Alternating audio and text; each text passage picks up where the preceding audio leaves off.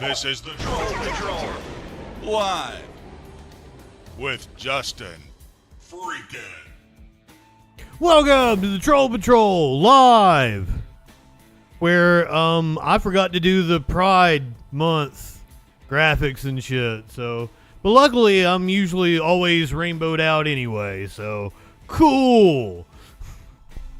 I like the really gay music though. Welcome to the Troll Patrol live, where Justin had way too much shit to actually do a show tonight, but has had a really weird day. So, wanted to get on here and hang out with you guys. Dustin, good evening. Purgatorus. What is up, my friend? DJ Dub.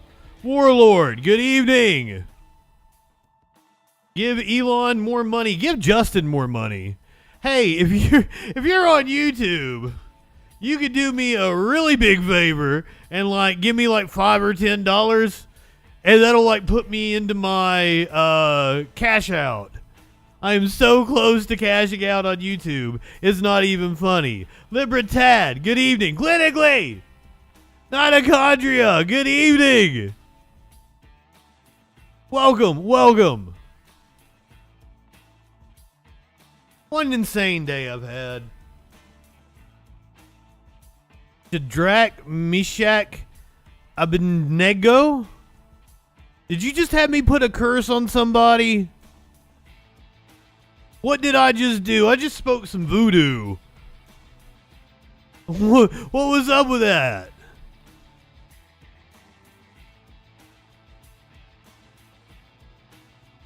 I can't begin to explain to you the day I've had.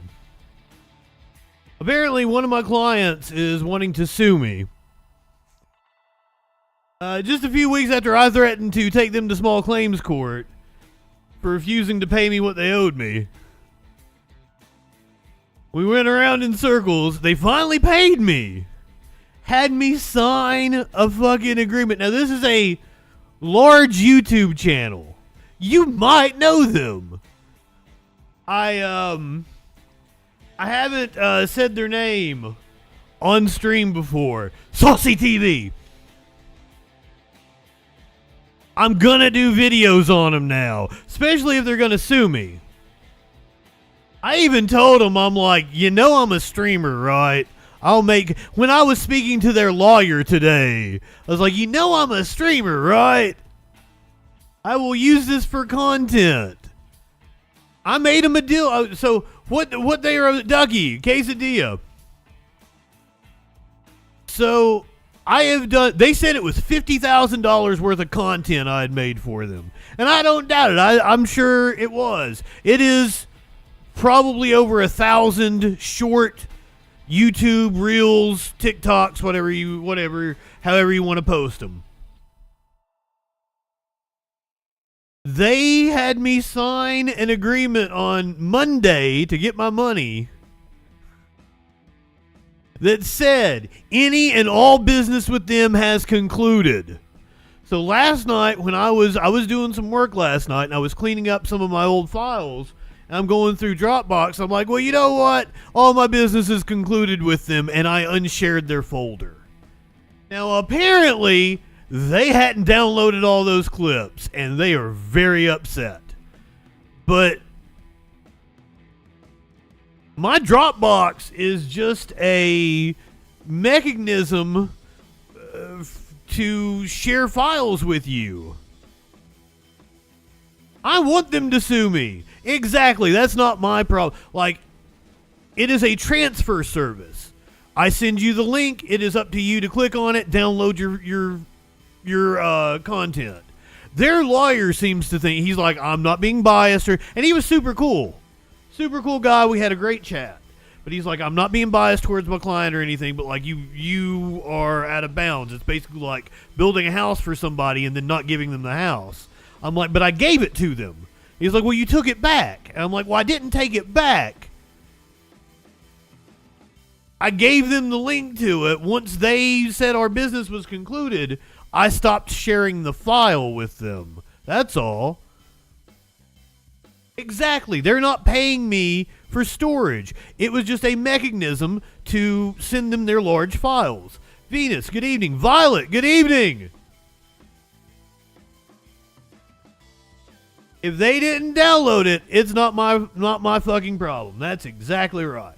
So anyway, I've been going around in circles. Wasn't even going to do a show tonight. Looked down, saw it was 7:30, and I was like, you know what? Let's do a fucking show. And guess what? I actually prepared, and I have content ready, and it's good. We've got good content. These glasses were okay. So you go to the store over in Virginia. You can't actually buy weed. So I bought like $120 or $200. I ain't doing shit for them, Snicks. They had their opportunity. They concluded any and all business with me. See, I went around in circles with them for 2 months to get them to pay me what they owed me. They finally paid me. And now I'm fucking ecstatic this happened. I think it's hilarious because now they're upset. I got what I wanted. They're upset. And I told them, I was like, $500, I'll send you the link again. I told him he was dumb. And that's another thing. The guy, his name is Al Dente. That's his character name on YouTube. Al Dente is all over YouTube calling people jackasses, telling them they're idiots and shit. No, sir, you are the idiot. You are the one who is the jackass.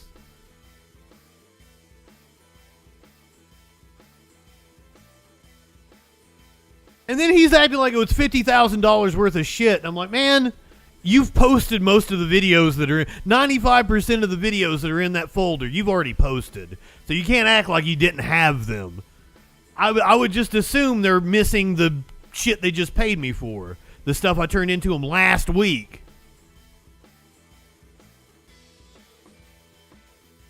But it's just wild to me that he had me sign an agreement. Any and all business is concluded.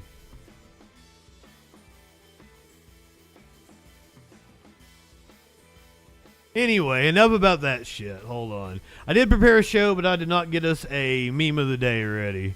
But I'm sure I've got one. I've got one handy. It ain't political this time, but we'll go with it. I gotta kill the camera. If you smell toast, you might be having a stroke. A stroke of luck, that is. It's toast time.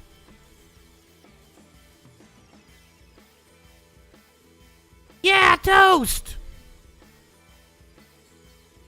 Donald Trump made a trip to the Capitol today. We're going to listen to what he told Republicans. You know Trump never plays the victim, right? That's what Fox News likes about him. Republicans today killed a bill that would have protected the right to in vitro fertilization. We're going to hear from Chuck Schumer about his disappointment. Why? Why would Republicans be so against things like in vitro fertilization, birth control? Why are they against it? Why? Because it could lead to communism. At least that's according to one Pennsylvania state representative. The Supreme Court with a rare W today, protecting the right to birth control, but not on any like solid grounds. Just on the grounds that the people that brought the suit didn't have standing. Joe Biden signed a new agreement with Volodymyr Zelensky. The Wall Street Journal reporter is set to stand trial in Russia for espionage. Vandals defaced the home of a Jewish man. Apparently a director of a museum. A self-driving Tesla slammed into a police car. Speaking of Tesla agreeing to pay out Elon Musk's insane pay package. We got fire and rain both going on. A campfire in Interlaken. We even have video of it, I think, spreading. We're going to hear from I think the person that started the fire was a campfire that got out of hand. Meanwhile, in Florida, they are seeing record rain. That whole climate change thing going on. And that's where we're going to talk about the congressional baseball game. Apparently, the Democrats whiffed it there. Kevin Spacey cried over losing his house, apparently, on Piers Morgan. Kanye West has been spotted flying economy after losing his billionaire status. And since it's Pride Month, I think this is the perfect story for Pride Month. A rare intersex kitten surprised vets at an Oregon shelter. All that and a lot freaking more tonight on the Troll Patrol Live. Good evening.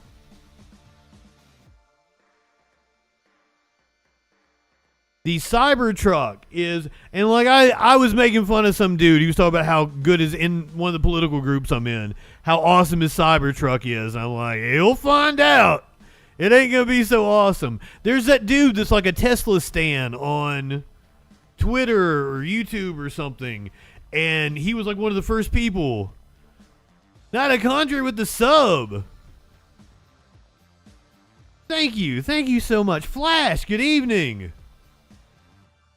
Cybertruck in the house, we can. I had not heard about that one. It's an actual kitten, clinically. It is a kitten. It is not old enough to be pregnant yet. Holiday. Good evening, guys. So glad to see you.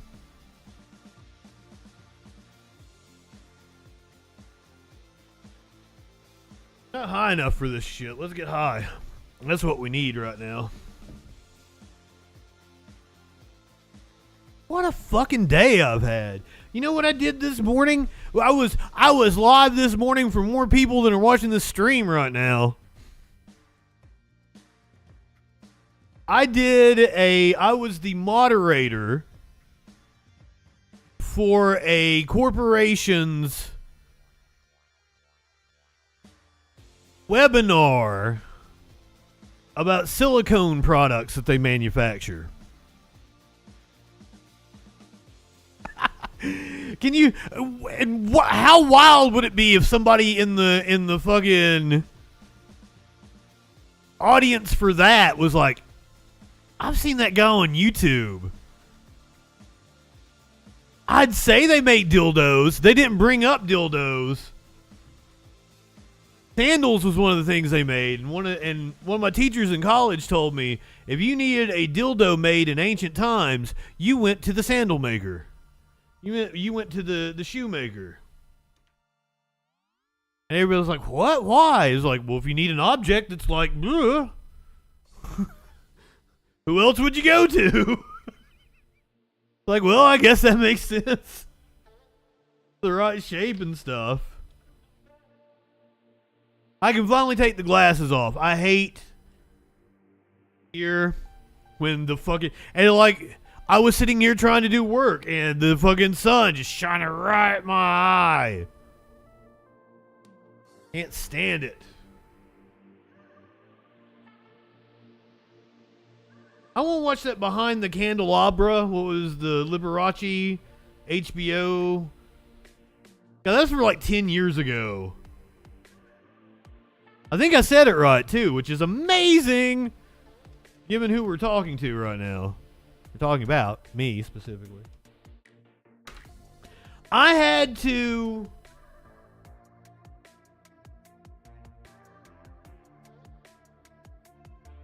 I'm making a commercial for a razor company. And I put together an animation of their razor, another competitor's razor. They gave me a 3D model of their razor. Well, I didn't have a 3D model of a competitor's razor, so I had to go try to find without paying for it. Most of them around $40 for a 3D model of a razor. I found a free one. It was a Gillette Mach 3. But it was not in the right format. I couldn't put it into Blender and change it to the format I needed. It was a 3DS Max model. So I needed a 3DS Max specifically. I had to go to my buddy who just graduated and said, "Does your email still work?" He found out his email did still work, so I had to go through the whole sign-up process with his email as a student and shit. So I've got a year free. I'm talking about committing fraud on stream, aren't I?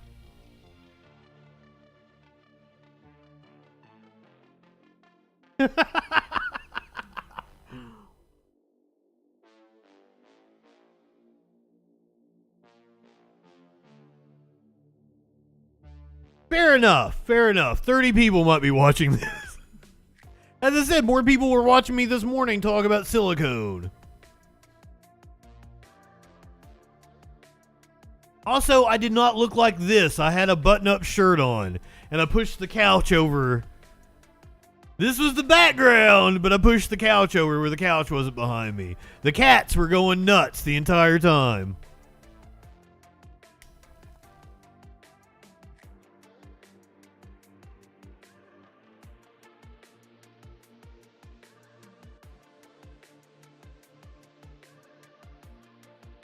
So much better.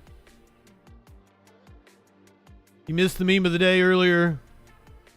You smell toast, you might be having a stroke. Stroke of luck, that is. It's toast time.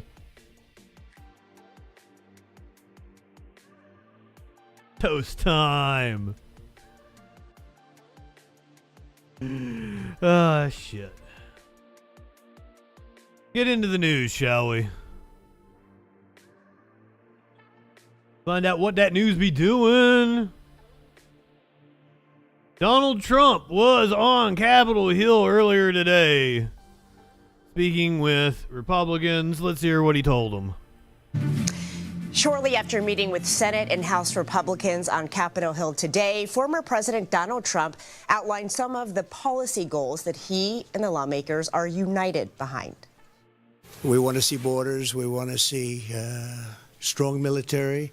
We want to see money not wasted all over the world. We don't want to see Russian ships right off the coast of Florida, which is what they are right now. What? Unthinkable. We want to see just success for our country. Wait, what?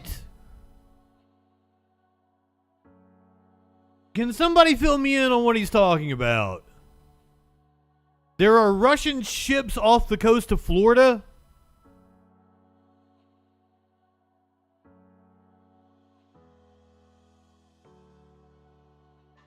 There's a Russian sub near Cuba. Well, they're allies. Why wouldn't there be a Russian sub near Cuba?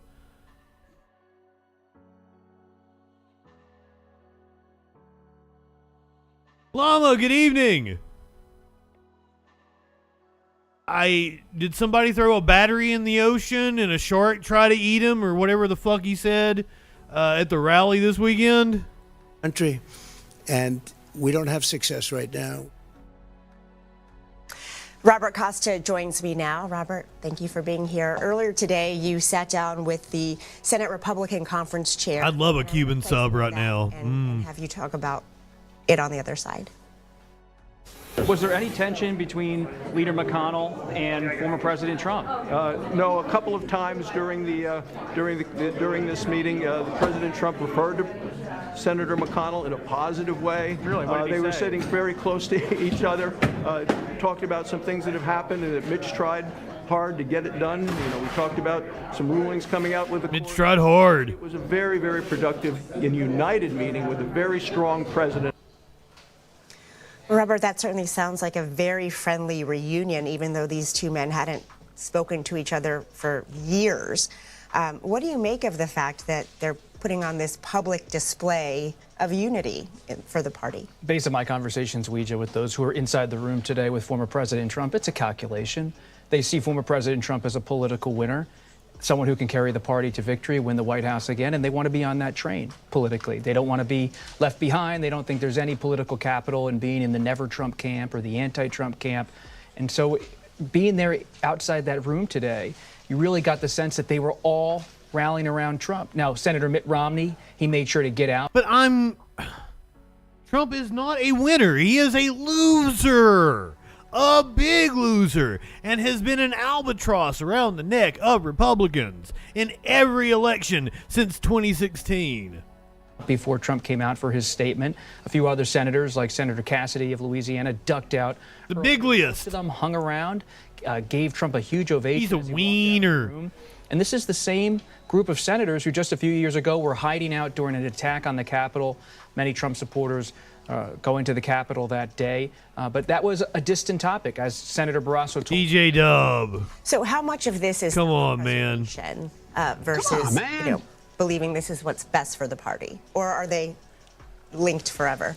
I think it's more of an acknowledgement of the political reality. When you look at the history of the Senate, so often it was dominated by party leaders who determined the path of the respective parties. You think of President Johnson when he was Senate Majority Leader, really driving Democratic. That's a man with a big dick. The base of the party, the voters who are driving the parties. It's much more of a grassroots political movement, especially inside the GOP, whereas the Democrats have a bit more tradition, at least now, with President Biden in the White House, the Biden people driving the Democratic Party, with traditional coalitions like the unions and other groups. The Republicans are so driven by their own voters and the grievances of their nominee. Today, Trump also met with American business leaders at a roundtable along with an advisor to President Biden. Can you talk about how important their support is for the candidate, these business leaders? When you look at the primary results in the last few months, you always saw Nikki Haley's getting 15%, 20%, even though she's out of the race in a lot of these state Republican primaries. And so for Trump to meet with Governor Youngkin in the last few days, the governor of Virginia, who's friendly with many traditional Republicans, business leaders, comes out of the private equity world. He now meets with CEOs, part of the business roundtable here in Washington, D.C. It's Trump's overture to the Nikki Haley voter without ever having to say the words Nikki Haley. So he's trying to get that part of the Republican Party to come around. And when you're shaking hands with Mitch McConnell, when you're breaking bread with Virginia Governor Glenn Youngkin, and you're meeting with the business roundtable, that's pretty much a trifecta of the traditional Republican wing. And it shows that Trump, even though he doesn't like to talk about making an overture to those people, he is. And called the swamp. Also trying to reach out to Latino voters. And we know that during this roundtable, the Biden team launched a brand new 7-figure ad buy targeting Latinos on corporate greed. Can you talk about whether Trump is concerned about not being able to grow this base? Populism was a story in 2016 and 2020. Once again, a story that Democrats trying to counter Trump's populist appeal by saying with someone like FTC Chair Lena Khan and Biden's corporate policy that they're taking on the corporations. Well, to be fair, Dustin, Representative Thomas Massey came out and was like, Hunter Biden might need to go to jail, but this isn't the reason why. So I will say there are some principled Republicans. Thomas Massey is one of them. His principles are shit, but he's principled. They're taking on the issue of greed. So there's a real battle for the working voter and who's going to be seen as tougher against corporate America. All right, Robert Costa, thank you as always. Thank you. Tougher against corporate America? I mean, so far it has absolutely been Biden who's been tough on corporate America. If you need a reason to vote for Biden, it's his.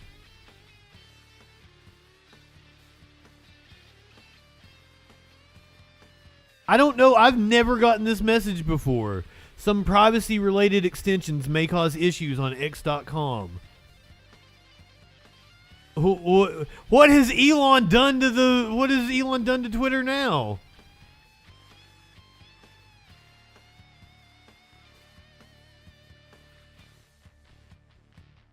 It pulls up on Firefox.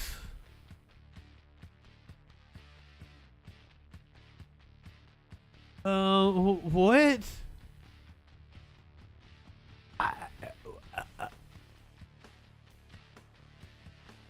I'm shocked. I'm seeing the video over here. I gotta go to a different browser. Oh, is that what it is? Well, I got an ad blocker on this one too. Now, there's a lot of things you can say about Donald Trump. But the one thing you can't say about him is that he doesn't play victim. Wrote down measured, he was authoritative, he was firm.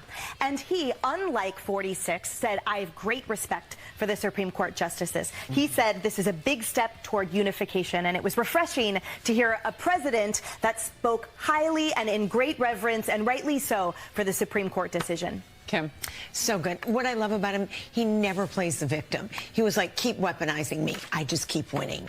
Never plays the victim. I thought he was super presidential today. I was watching. Wrote down measured, he was authoritative.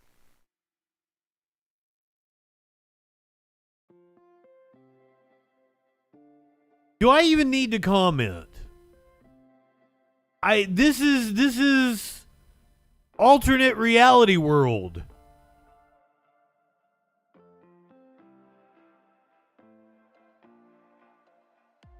And then, like, I see right when you see somebody reference 1984, it's almost always a right-winger.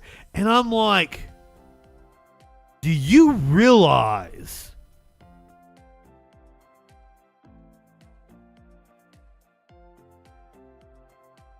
that is just...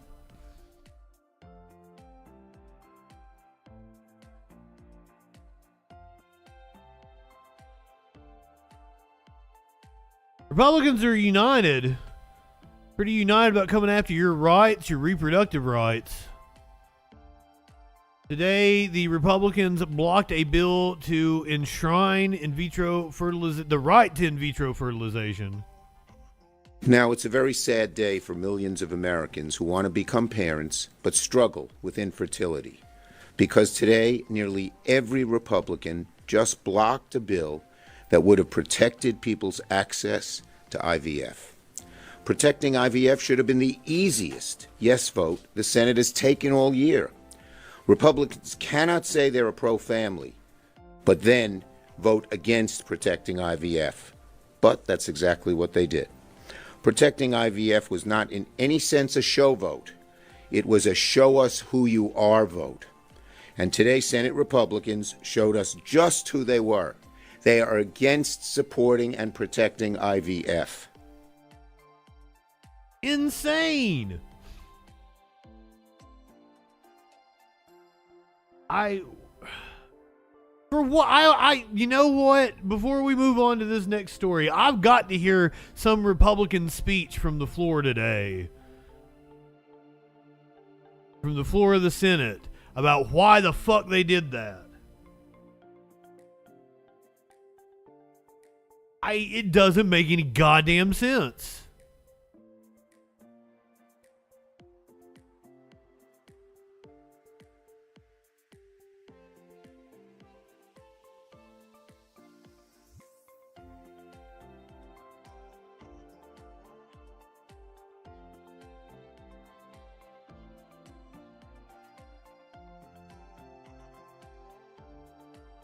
Forbes has a lot of fucking videos for me to go through.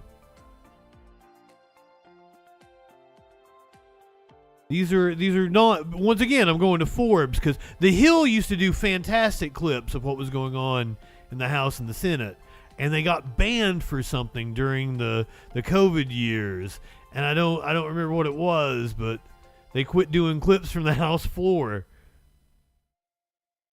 and the Senate as well. They don't have one.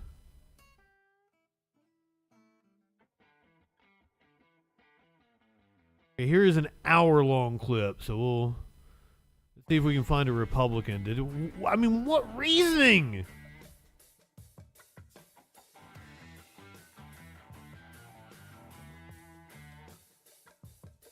Mr. President, last week, every senator was put on the record as to whether they will defend the right to contraception.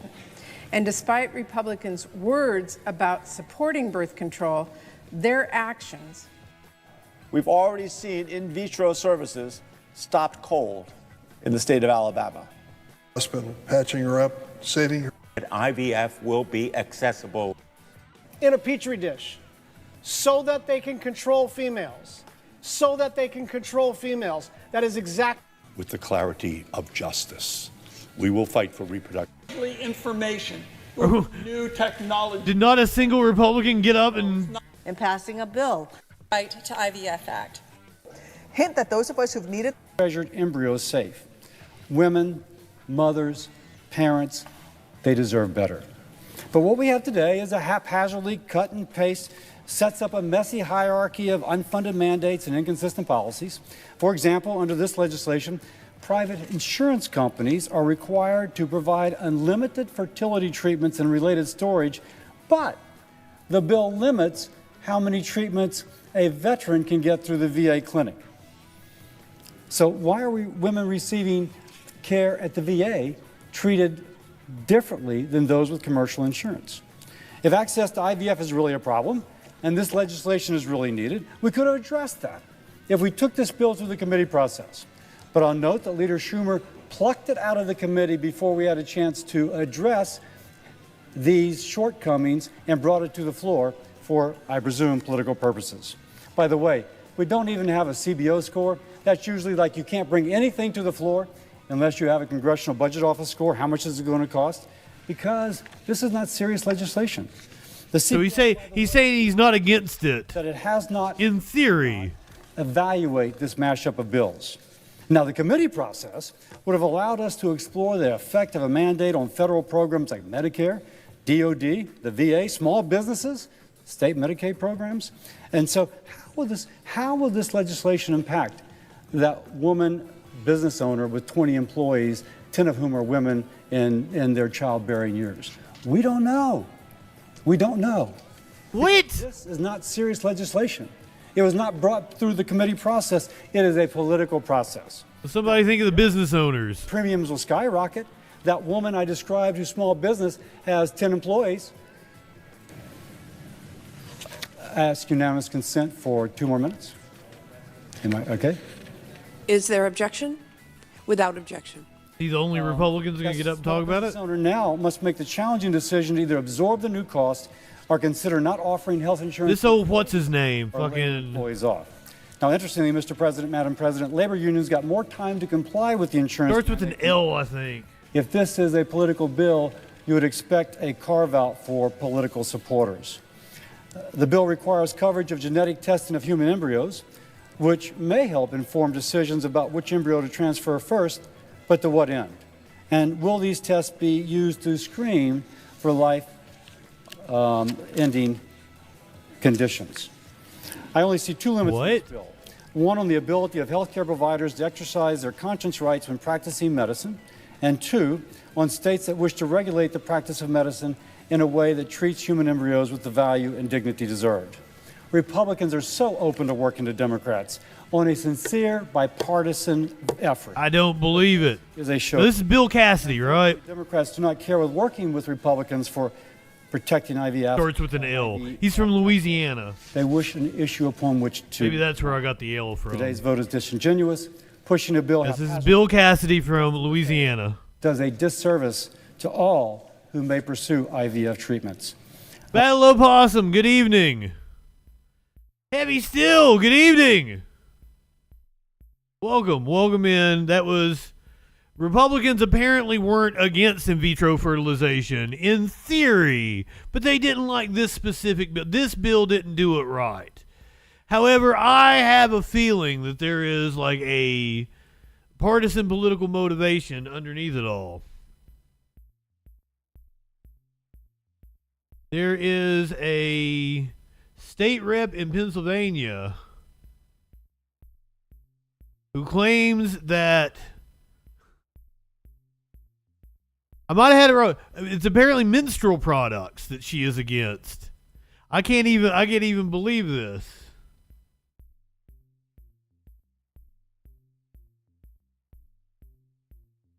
She thinks that these products will lead to communism, but it doesn't look like it's a clip of her, though. I'm gonna. You know the big pillars of communism, right? Authoritative control, bad haircuts, and tampons? Representative Stephanie Borowitz, who went viral a few years ago for leading the State House in a very pro-Trumpy prayer that completely obliterated the whole church versus state thing. Thank you for this honor, Jesus. We've forgotten you, God, in our country. Said that House Bill 85, that would create a grant program to give public schools the funds to give their students free menstrual products, would lead to communism. Tampons, the gateway drug to Karl Marx, comrade. She argued that this is big government giving people things for free and that what should be given could just as easily be taken away. 2 in 5 people report struggling to get access to period products, and 1 in 4 teens have missed school due to lack of access to expensive period. Let's hear from her. Let's hear what she had to say. Socialist Aunt, good evening. You may proceed. Thank you, Mr. Speaker. Will the maker of the bill stand for interrogation? This is her. Fines. Okay, so I need one question answered. In the co-sponsor memo, it says menstruating people. So I'm just going to assume by the silence of the maker of the bill that they cannot define menstruating people. So I'm going to define it for you. All right? And we also don't have answered whether these products will be in men's restrooms, which is absurd and ridiculous. Because this bill refers to the number of students in restrooms, which it should be female students. Women menstruate. I can't believe I'm standing on the House floor of Pennsylvania and saying that. Men do not. Some men do. I don't know why that triggers you. I don't know why these people get their panties in a wad over such a thing. There are plenty of people that have hormonal, chromosomal, psychological disorders in which they would identify as a man and still have a vagina.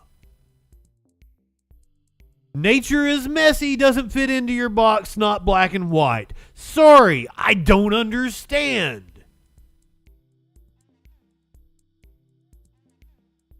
But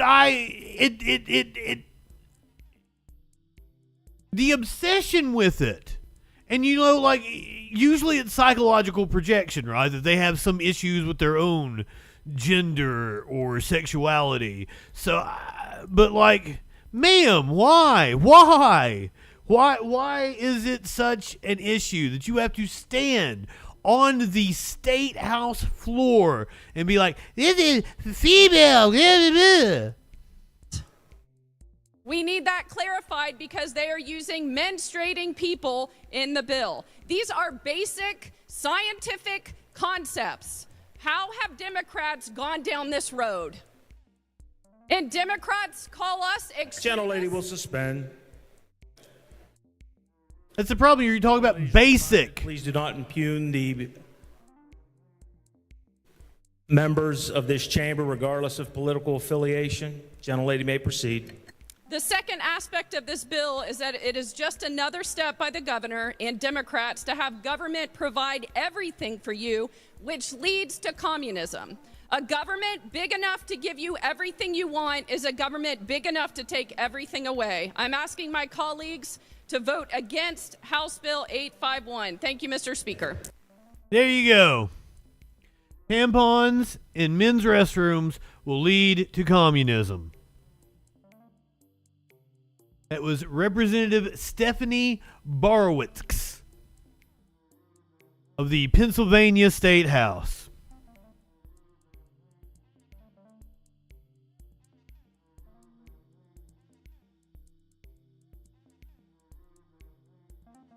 I bet they believe contraceptives will lead to communism as well. Luckily for us, the Supreme Court ruled correctly today, but it was on like a technicality. They said that the people who brought the suit did not have standing, so they are still free to bring this up down the road and strike down your right to birth control. The U.S. Supreme Court ruled unanimously to preserve access to a medication used in most abortions. Thanks for joining us at 5. I'm Ashley Kirkland. And I'm Chris Jacobs. WLWT News 5's Todd Dykes is live with today's decision considered a setback for pro-life groups, Todd. Happy Pride Month, Dykes. Initially, the conservative leanings court's 9-0 ruling really seemed like a total stunner. Please don't clip that. Or at least have them introducing him so I don't.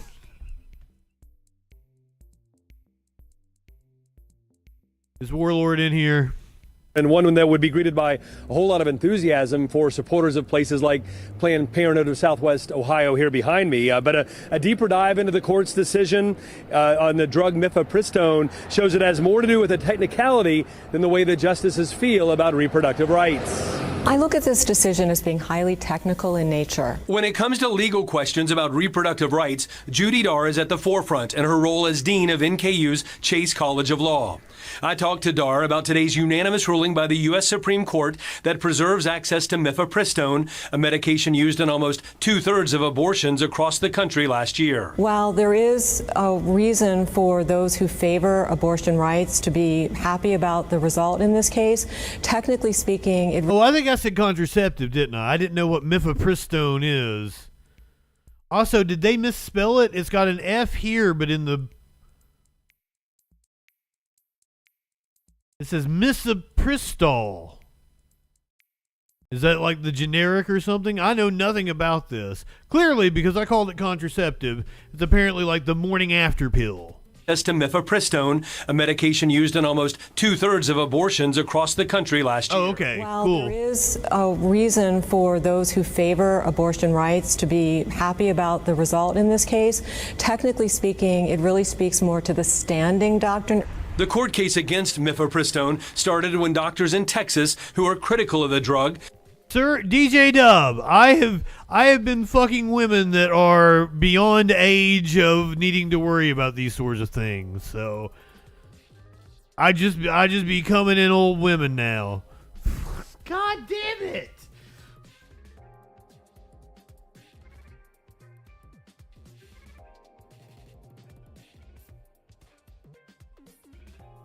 Don't. It's not necessarily that. For some reason, I seem to have had a... I think it's very prevalent that, like, women have to have their innards taken out. Like, they gotta have their ovaries or whatever removed or something. I, once again, don't know shit about the medical aspect of it. But they get the cervical cancer or something, like, it seems to be incredibly common, or at least among the women that I've been with. Oh, you said hysteria. I thought you were going to say hysterectomy. That's the hysterectomy is the thing that you get, right? Anyway. So, yeah, I don't. And then one gal I used to swing with, she had a IUD, and when she told me that, I thought, I didn't know what an IUD was. I mistook it for IED, an improvised explosive device, and I ducked behind the bed.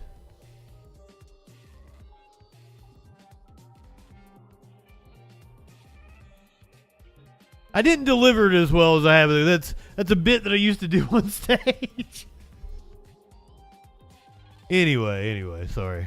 Argued about the way the Food and Drug Administration approved the medication many years ago. Thur said all 9 Supreme Court justices agreed those Texas doctors failed to show they had proper standing because they had not been directly injured by the use of mifepristone. And it's a longstanding doctrine that originates with the founding documents, the Constitution, Article 3. So the notion that any person or group that has a beef with the law can just go to court and challenge the law has long been curtailed by the Constitution. This is unfortunate, but we just keep on fighting against it. Livy Brohard, a member of a group called Created Equal, advocated on behalf of the pro-life movement today. Oh God, Warlord showed up. Pointed with the high court's ruling, but is determined to press on. Within 5 minutes, I had 2 separate, really bad clips that you could cut out. You know that regardless of whether you use medication or surgery, it's always wrong to kill an innocent human being. Now, I had hoped to talk to a representative of Planned Parenthood based here in Cincinnati today. A spokeswoman indicated that would happen, but I haven't heard back. The head of Ohio's Democratic Party did say in a statement, quote, "We can breathe a little easier knowing that mifepristone will remain widely available." Reporting live tonight here in Mount Auburn, Todd Dykes, WLWT News 5. All right, Todd, thank you so much. We'll Thank you, Todd Dykes.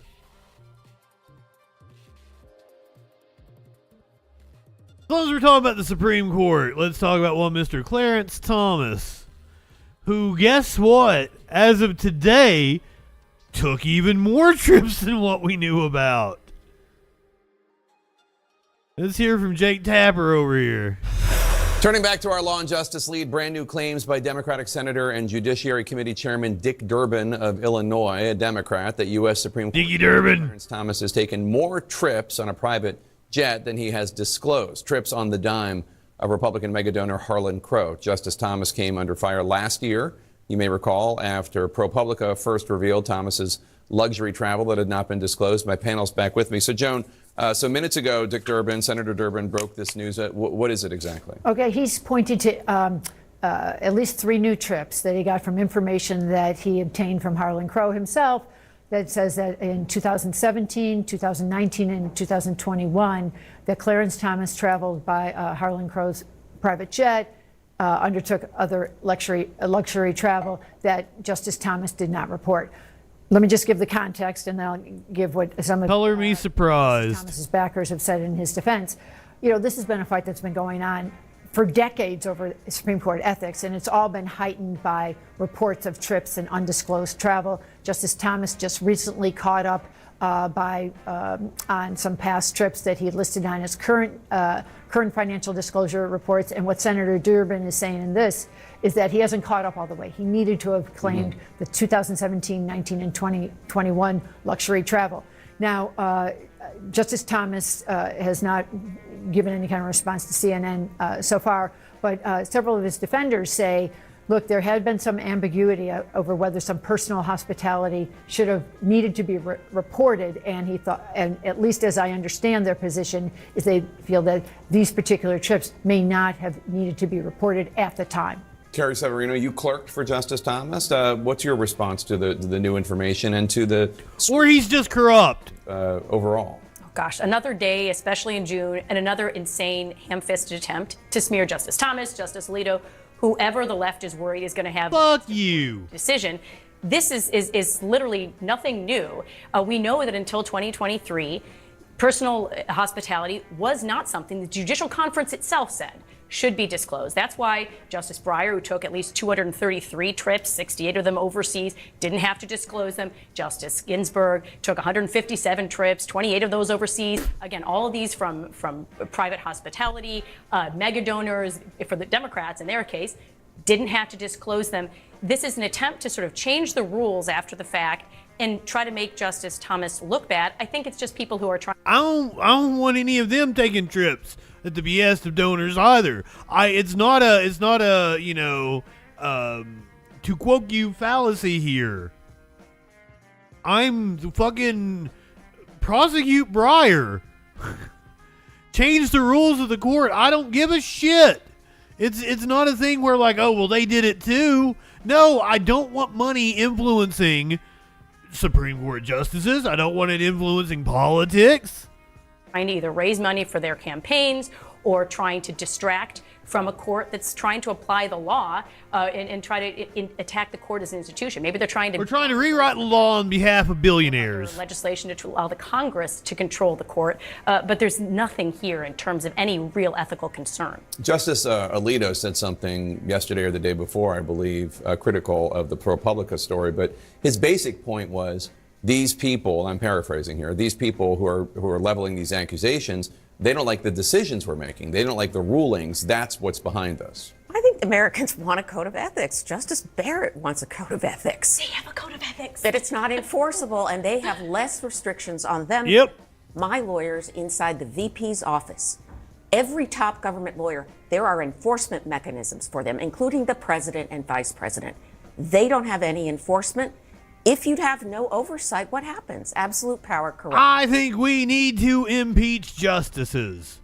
And if you tell me that all of them have done it, fucking impeach all of them. Let's appoint 9 new justices. I'm down with it.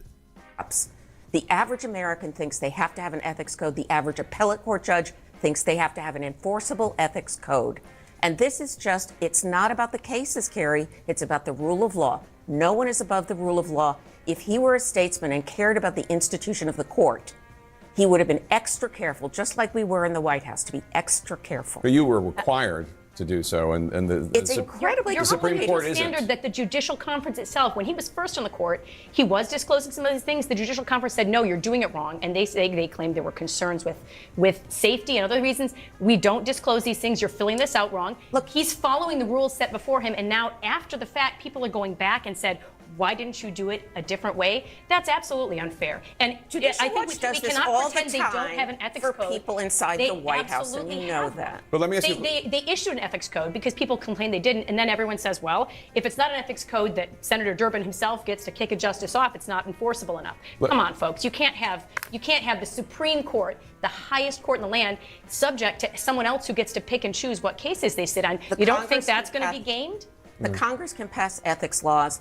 They are more important. They represent the American people who are supreme and who are the top authority, who says what the law is in the United States, not 9 unelected people. Well, let me just ask Joan this. Do you think that if there were a new set of ethics laws enforceable by the marshal of the court or whoever, somebody that's part of the court, that would do anything to instill more confidence in the U.S. Supreme Court?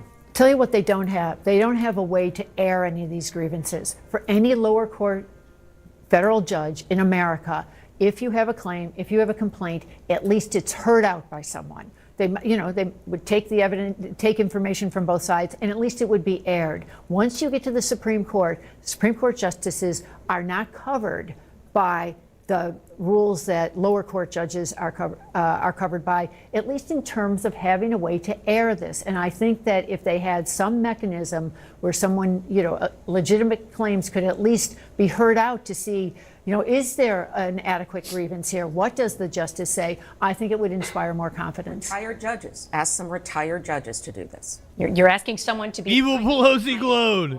They are not above the law. There is not. We haven't shown any issue with actual. They are not above the law. They're not above the law, but they are bound by the same recusal guidelines as any other judge, and those are federal guidelines. Okay, right?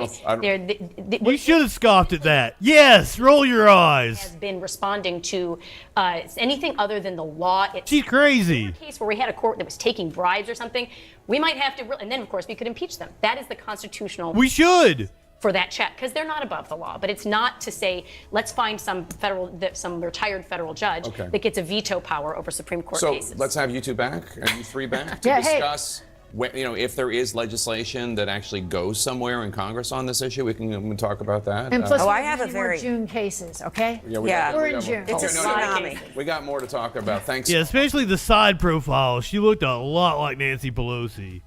Jesus. Ooh. Before we take a commercial break, let's get a sports update, shall we? Democrats and Republicans usually fighting it out.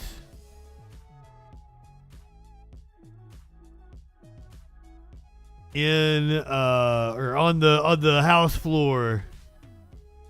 But last night they fought it out on the diamond.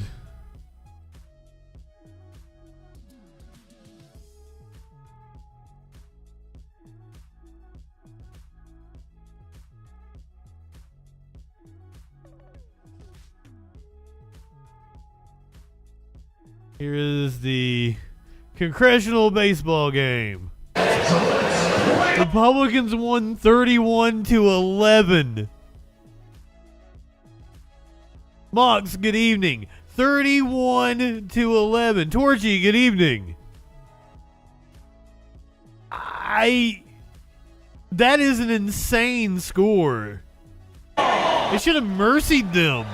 It's America's favorite pastime. For one night only, Capitol Hill takes over Nationals Park to put aside politics for the congressional baseball game. As fans and family pour into the stadium and players warm up on the field, the Republicans were feeling good about their chances of winning. There'll be a lot of trash talk, don't worry. It's just... Oh, it's the House. I mean, we've been pretty successful the last couple of years, so it's really on them to do something. Well, not everyone can put aside... This is their third straight win. Republicans have won 3 straight times. Differences in this polarizing town as probably Dustin protesters began screaming during the national anthem before being removed. Another group of climate protesters stormed the field before being tackled by police. That's cool. We had pro-Palestinian protesters in the stands, and then we had climate protesters as well. A group of protesters began screaming during the national anthem before being removed. Another group of climate protesters stormed the field before being tackled by police. Quesadilla, good evening.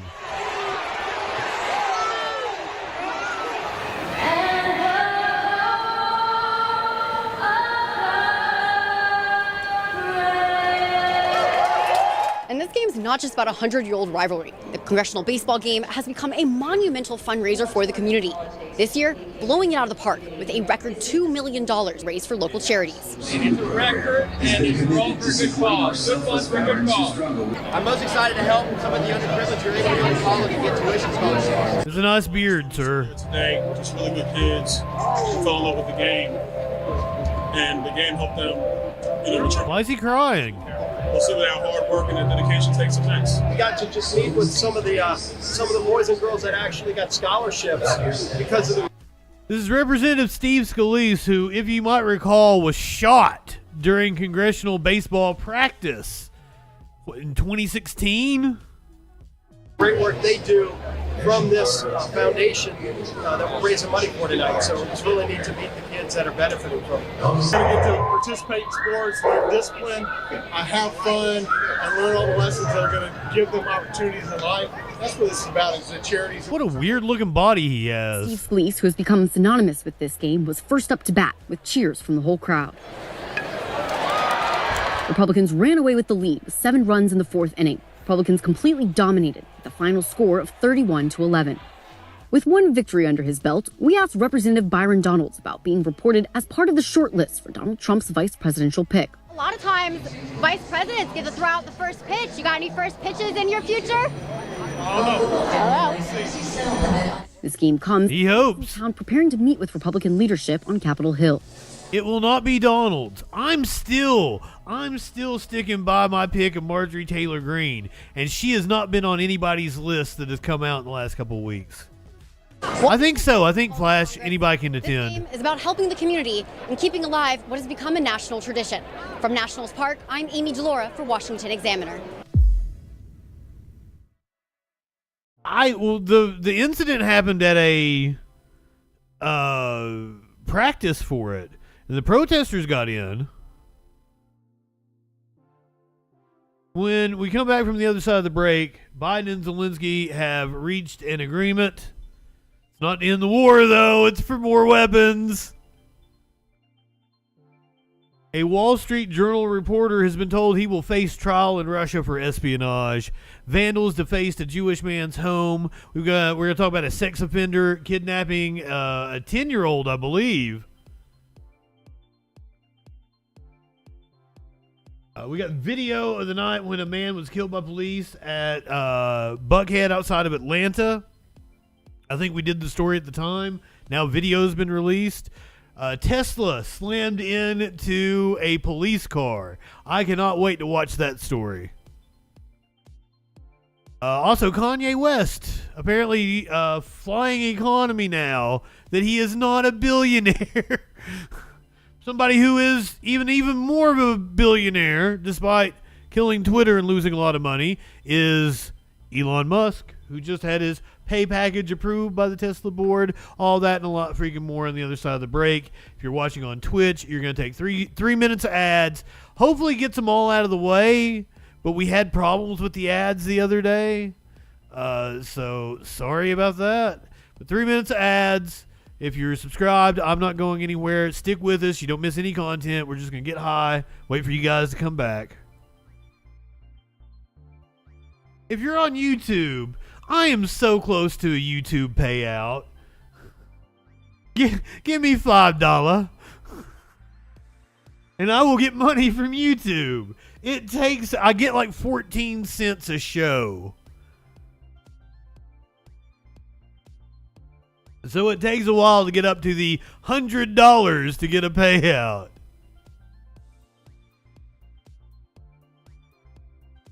Torchy, I don't remember a lot of Family Guy. It all kind of runs together. And here's the thing is like I've probably seen most of the episodes up until 2012, 2014, 2015. It all just kind of runs together for me. I kept up with like The Simpsons and Family Guy and everything. I actually had a subscription to Hulu just to watch all that shit. Back when The Daily Show was, that was what had me having a subscription. Once it was like way cheaper and not as shitty as it is now. You know, we're talking 10 years ago. But there was, you know, The Daily Show. I'd still watch it every night. Colbert Report was still on. That was one of the things I always used to watch. And then like Simpsons, Family Guy, Bob's Burgers, all that shit I'd watch on Sunday on Hulu. SNL, shit like that. I actually kept Hulu throughout my college years and shit. Up until about 2015, 2016. I have not seen My Name is Earl, but I fucking love Jason, because he's in Kevin Smith movies. It was like he was a pro skater or some shit. And really, you like the Craig Kilborn Daily Show? I don't even remember the Craig Kilborn Daily Show. Jason Lee's a Scientologist? No way.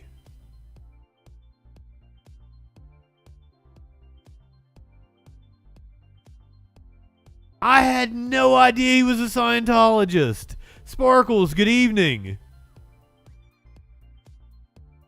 I would hope like Kevin would talk him out of that shit. Well, that's like me finding out that the dude from The Killers is a goddamn Mormon.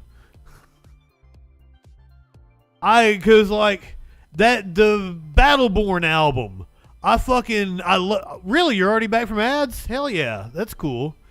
Socialist Aunt, we were talking about like TV shows, and somebody brought up My Name is Earl, and I was like, I've always wanted to watch it because I love Jason Lee from Kevin Smith movies, and apparently he's a Mormon.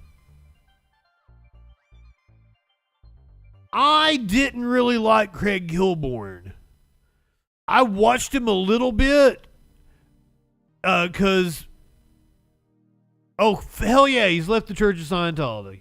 Fucking A. You don't know Jason Lee, Flash? He was, the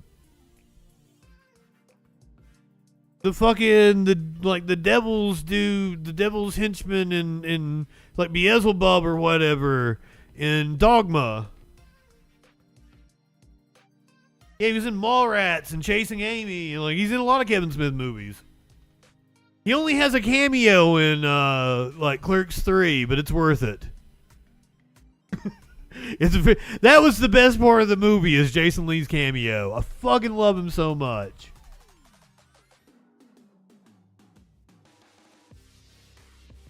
Plays the best douche. Well, he's a nice guy on My Name is Earl, isn't he? I don't know that much about the show because I've never watched it. I should. I did finally start The League, and I have really enjoyed it. I've watched the first season of it.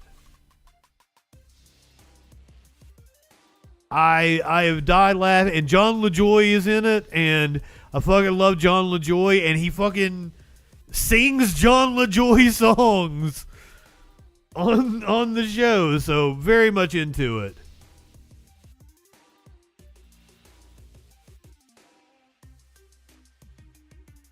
Also, I identify with his character.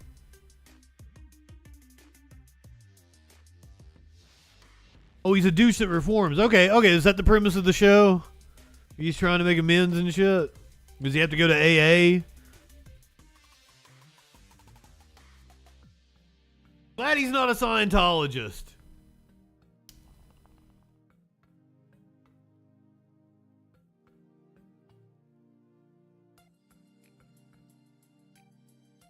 So I used to watch Craig Kilborn after Dave. Because at the time, like the satellite dish that we had, like we only had the one satellite dish box.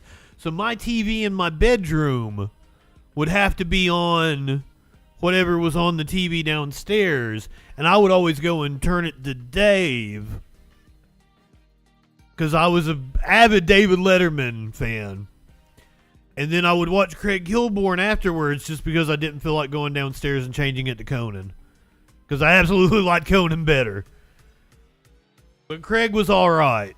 I don't think I ever really saw his Daily Show.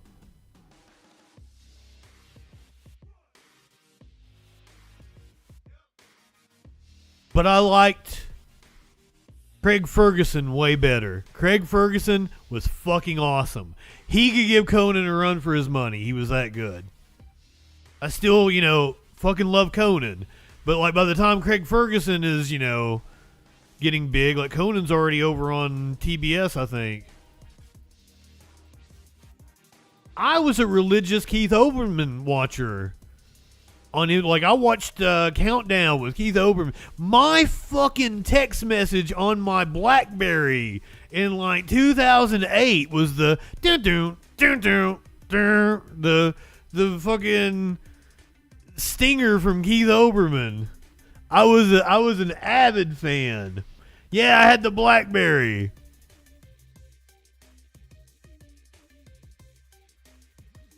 Back when I still, did ringtones, I loathe any kind of fucking notification. My phone stays completely silent. Here's my thing. I recommend everyone go turn all the notifications off on your phone. All the vibrations, all the noises and shit. Turn them all off. Because you're gonna look at your phone whenever you get a chance anyway. So just have your visual notifications. It will save your mental health. I am telling you. Because they play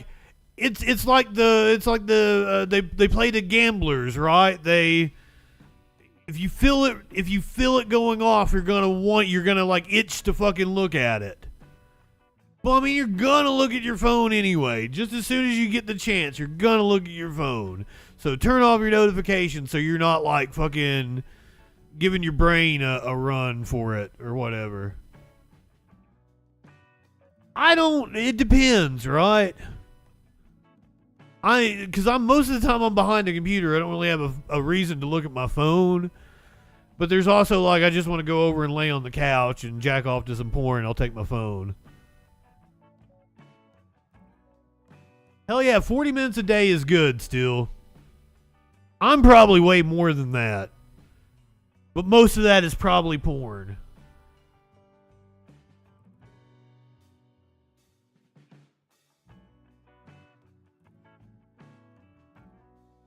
Joe Biden. Where was he at? Was he in like the Netherlands or where were? It doesn't say. It doesn't say where they were at. I feel like they were in some country like that. Sweden. Some shit to that effect. Biden has signed a new agreement with Volodymyr Zelensky. U.S. President Joe Biden and Ukraine President Volodymyr Zelensky signed a 10-year bilateral security agreement on Thursday aimed at bolstering Ukraine's defense. Was it Italy, Sparkles?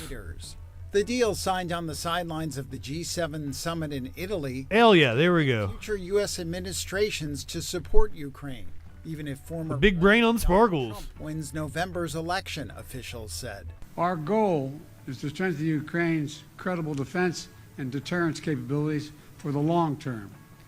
A lasting peace for Ukraine must be underwritten by Ukraine's own ability to defend itself now and to deter future aggression anytime in the future. The United States is going to help ensure that Ukraine can do both. This is an agreement on steps to guarantee sustainable peace, and therefore it benefits everyone in the world because the Russian war against Ukraine is a real... I wasn't second guessing you, Sparkles. You could be fucking with me. You do that a lot. Ma'am? I have every reason to be suspicious of something you might tell me. Because you... And it's funny. It's funny to fuck with me. So I don't care that you do it. Real global threat.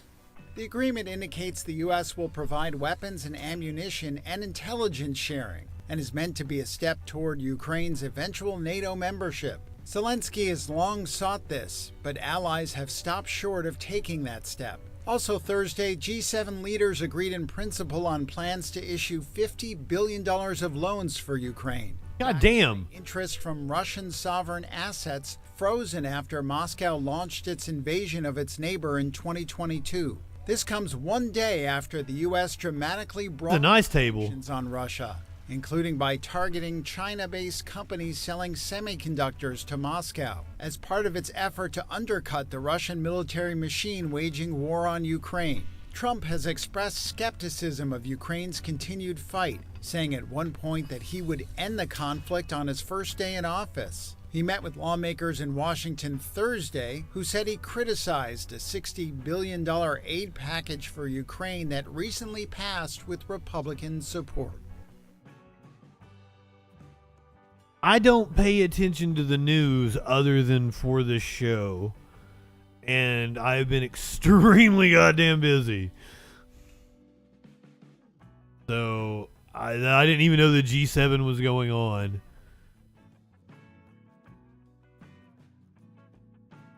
I would rather just devote all my time to this show, but unfortunately, bills gotta get paid. Speaking of Russia, shit has never been boring, Torchy.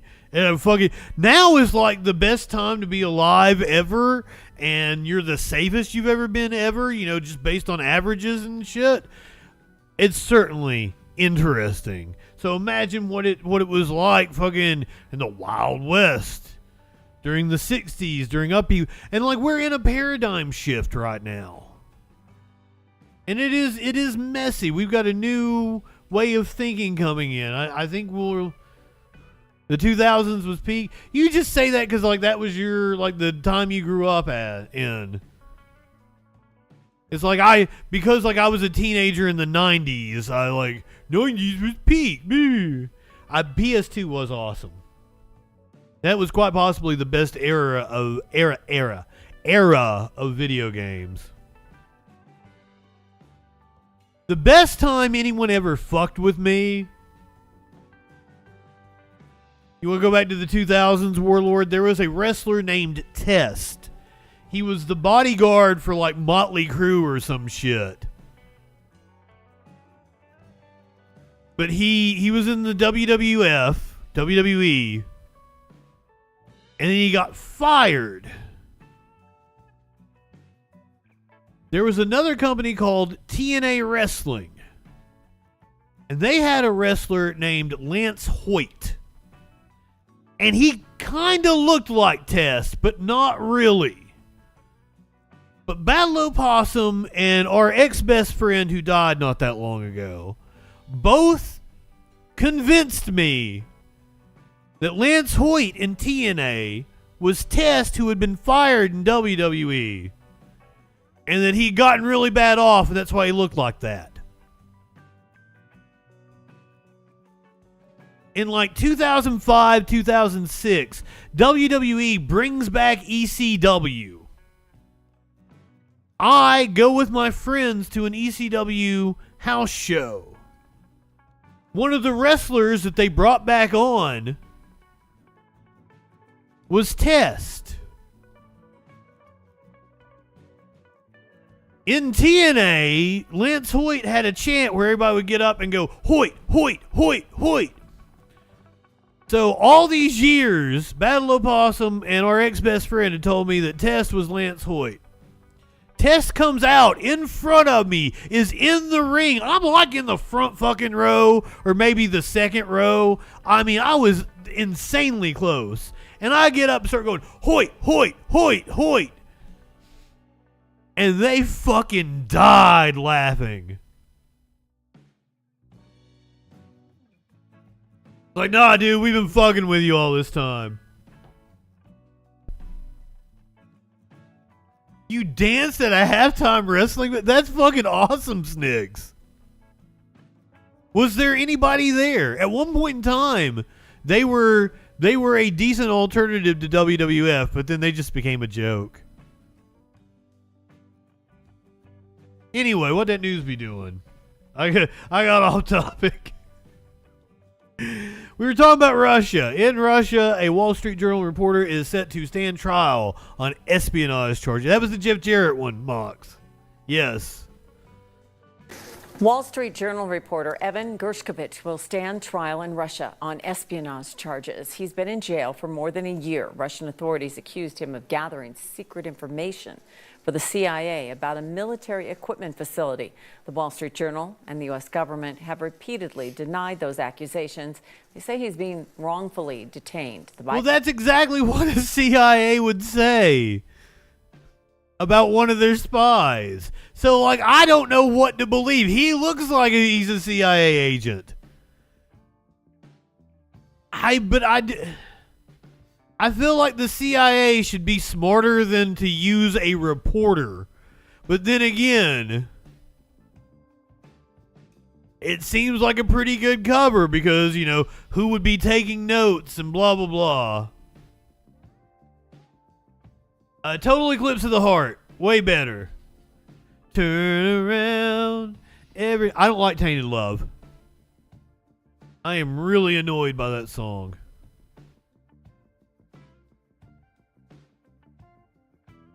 But he's a reporter, though. I mean, and that's a good cover to be in Russia. He's a reporter. Oh, wait a minute. We didn't finish playing the story. I like the little box they put you in. Wall Street Journal and the U.S. government have repeatedly denied those accusations. They say he's being wrongfully detained. The Biden administration has negotiated for his release, but Russia's foreign ministry has indicated it would consider a prisoner swap only after a verdict in the trial. Well, they got to find him guilty first, and then they might do a swap.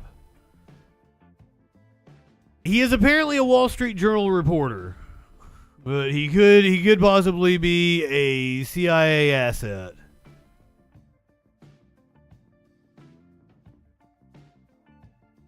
Now, I have not heard the whole story here that we're getting ready to watch. I'm pretty sure I'm against and I condemn whatever this is. However, this could be a valid protest, but I'm pretty sure I condemn this because this smells like this is real anti-Semitism, and I don't like that. So, totally condemn. Condemn. A series of attacks directed toward leaders of a museum is sparking outrage. The homes of the Brooklyn Museum's director, who's Jewish, and 2 other board members were covered in red paint and pro-Palestine messages overnight.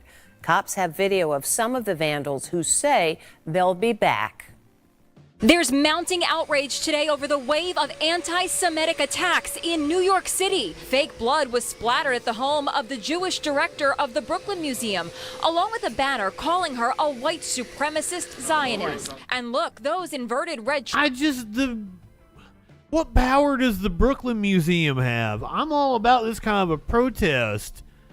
But go do it like aimed at Biden or somebody in the administration. Triangles are symbols used by Hamas terrorists to identify targets. The vandals posted this video of the attack underway. They also issued this menacing warning: "We will be back." There were similar attacks in a 5-hour time frame at the homes of 2 other museum board members. Majority Leader Chuck Schumer displayed photos on the Senate floor. This is not America. 5 suspects caught on surveillance video are being sought. A related attack took place in Manhattan. Protesters scattered leaflets and fake blood, escaping in a U-Haul. The attacks follow violence outside the museum as protesters demanded that the board sever ties with Israel. Other now that's valid protest. Are taking place in the city, including this blood-chilling moment when protesters crowded into a subway and demanded that Zionists get off the train. Raise your hands if you're a Zionist! Raise your hands if you're a Zionist! This is your chance to get out! This is your chance to get out! Police are working to identify this man leading the chant and may charge him with attempted coercion. Okay, no Zionists. Okay, like, I know nothing about this Brooklyn Museum, but like if the Brooklyn Museum is indeed a propaganda source, do it to the museum, not the dude's home. Because like I love the idea of throwing blood on shit. That's a great form of protest. Go do it at the museum. This is your chance to get out! This is your chance to get out! Police are working to identify this man leading the chant and may charge him with attempted coercion. Okay, no Zionists, we're good.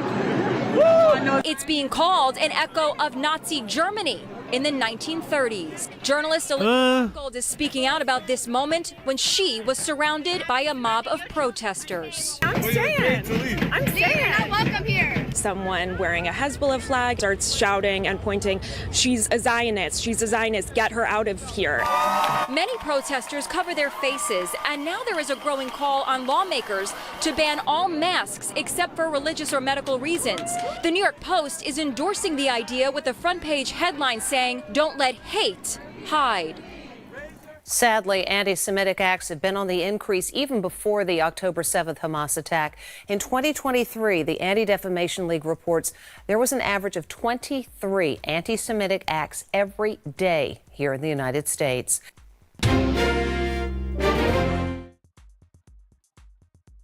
I'm just trying to be fair. Like I'm very much pro-Palestinian. I'm just I don't like the painting the dude's house. Totally into paint the museum. That sounds fucking cool.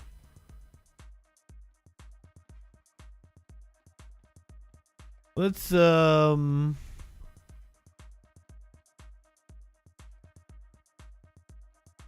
this one.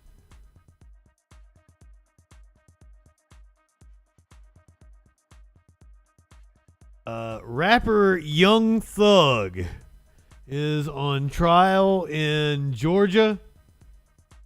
Apparently, his lawyer got arrested the other day. Let's go to inside this courtroom. You all are really getting yourselves cross purposes at this point in time. No, what? Oh, no.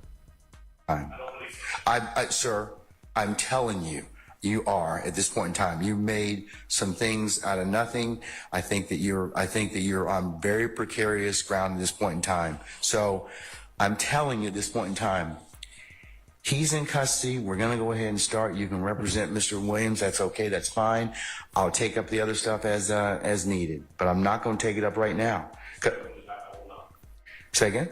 Respectfully, I will not. I cannot. Sir, you have to.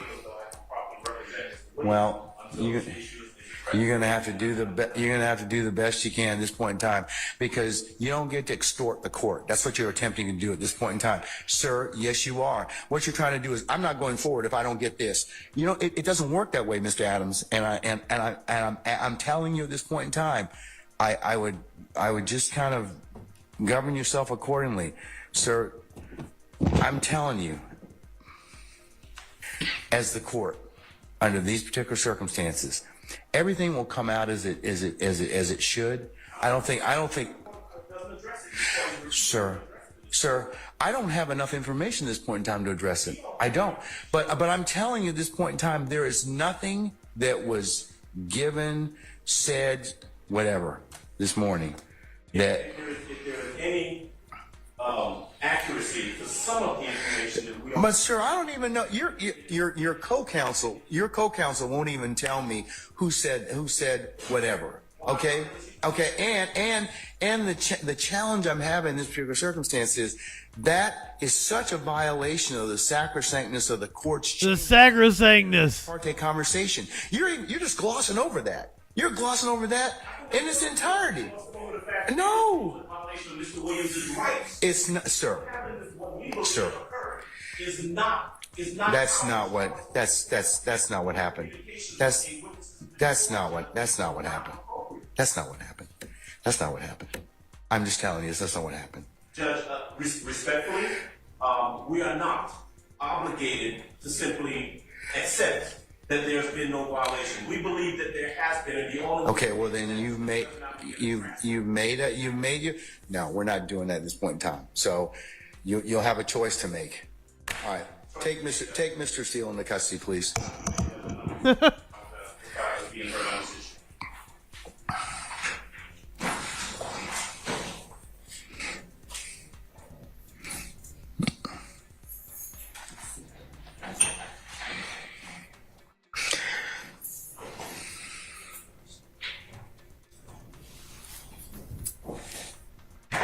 Your Honor, would the court afford me one moment to confer with counsel regarding the appropriate remedy in this type of situation? Okay, all right.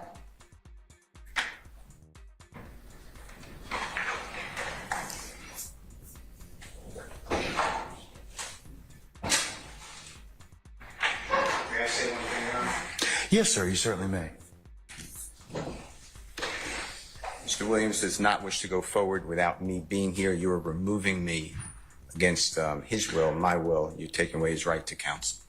And you're conducting material parts of this trial without me present, and I can't learn about it by watching online. So for that reason, additionally, I asked for a mistrial. And I assume you denied, but I'd like you to deny our motions for mistrial. You denied the other people. I've denied your motion, but I'll certainly take that under advisement, sir.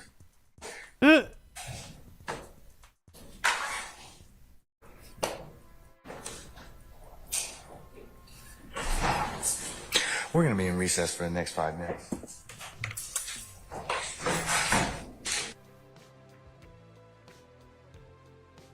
Let's find out the backstory, and then we've got an update on this. So, YSL's RICO case.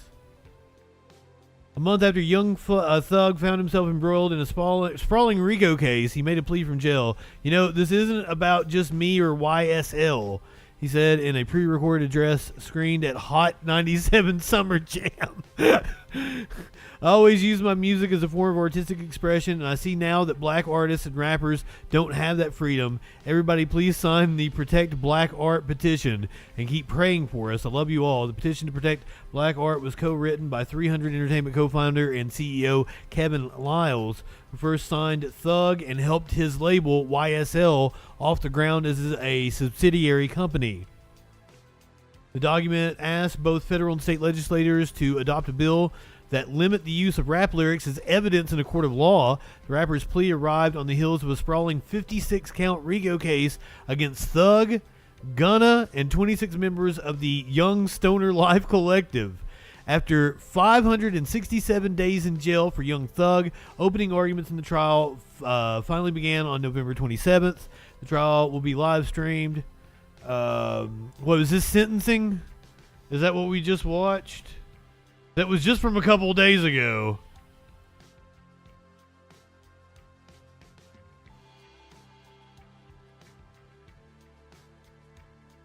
His attorney will not be serving any more jail time, apparently. But this should give us the lowdown on everything that's going on. One of the attorneys representing Atlanta rapper Young Thug will not have to report to jail after being held in contempt this week and sentenced to spend the next 10 weekends behind bars. 11 Alive's Erica Murphy is at the Fulton County Courthouse tonight with how the state Supreme Court decided to stay that lawyer's sentence, at least for now. It was a ruling that grabbed national headlines on Monday when Judge Earl Glanville held defense attorney Brian Steele in contempt and handed him a 20-day jail sentence. I tell you what, I'm going to give you 5 minutes. If you don't tell me if you don't tell me who it is, I'm going to put you. I'm going to put you in contempt. At issue was Steele's refusal to share how he learned about a meeting between a witness, Glanville, and prosecutors. Last night, the state Supreme Court put Steele's sentence of 10 weekends behind bars on pause. Despite Steele avoiding jail time, we wanted to know if this courtroom drama is having an impact on the case and how attorneys on both sides do their job. Attorney Douglas Weinstein represents DeMonte Kendrick, one of the defendants in this case. He says that the judge's contempt ruling takes away from the bigger picture. What happened on Monday with Brian Steele is in some way a distraction from the bigger issue that Mr. Steele was trying to bring up in court that concerns all of us, which is this ex parte meeting, this meeting that was held with the prosecutors and with the judge and without our knowledge. So that is the point of concern that Brian was raising that day, and I would like to see that addressed. So wait a minute, this isn't like a sentencing or anything. The trial is still going on. Holy fuck. How have I not been paying attention to this? In February, an attorney was arrested on gang-related charges tied to a different case.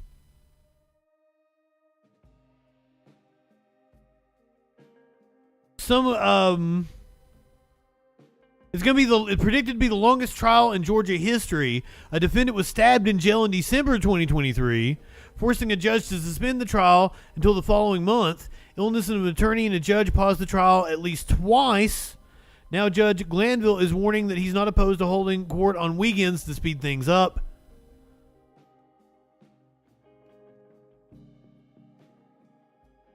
What in the fuck?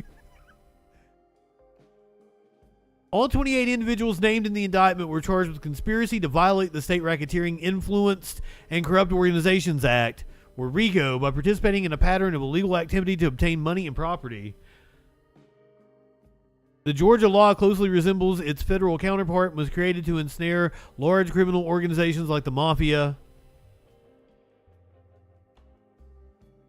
The prosecution alleges YSL engaged in a wide range of criminal activity. The 56-count indictment claims that members were involved in murder, attempted murder, armed robbery, aggravated assault with a deadly weapon, theft, drug dealing, carjacking, and witness intimidation. Notably, the indictment portrays Thug as something of a mob boss. He's alleged to have committed multiple crimes that he is not being charged with, but even so, those alleged overt acts, which include possession of methamphetamine with the intent to distribute and threatening to kill a man at a mall, lend credence to the allegation that the collective had been engaged in a criminal conspiracy. Other serious allegations include Thug renting a car that was used in the commission of the murder of Donovan Thomas Jr., a rival gang leader, in January of 2015.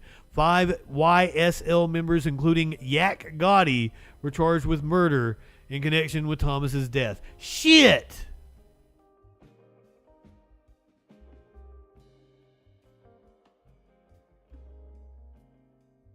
State Supreme Court's order only puts Steele's sentence on hold until his appeal of Glanville's contempt ruling is resolved.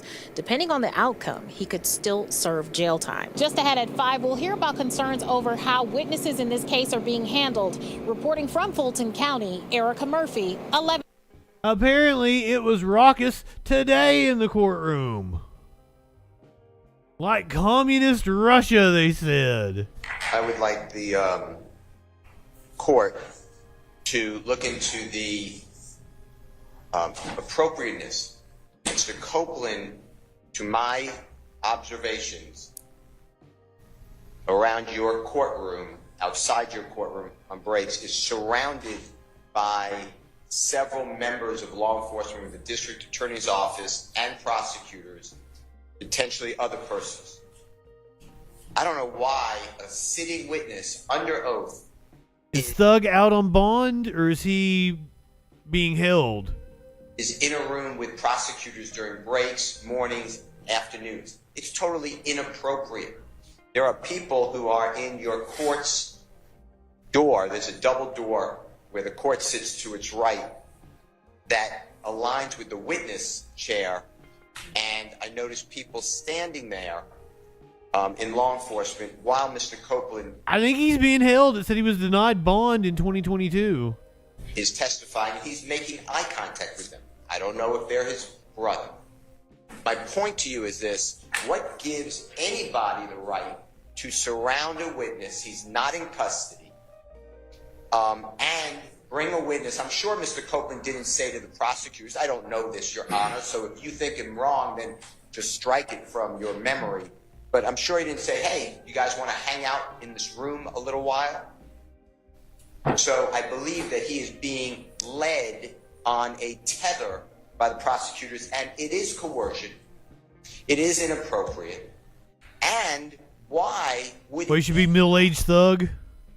not be recording everything he said? And why do I have to get it in drips and drabs?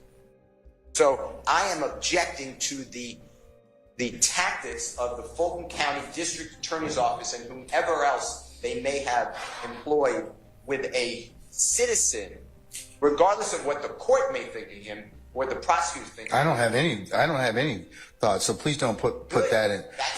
Please don't put that in the ether. Okay, but that's what you just said, sir. Ether is okay. Clear. The court wouldn't do it. I wouldn't do it either. So why is it happening? I have no interest other than I'm a referee. Well, you're the referee who spoke with the witness without my presence. Mr. Steele, we're not gonna get into that right now. Well, okay? my point is, how is he being treated here? And why don't I have all this? And why is this going on? What an unfair trial for Mr. Williams.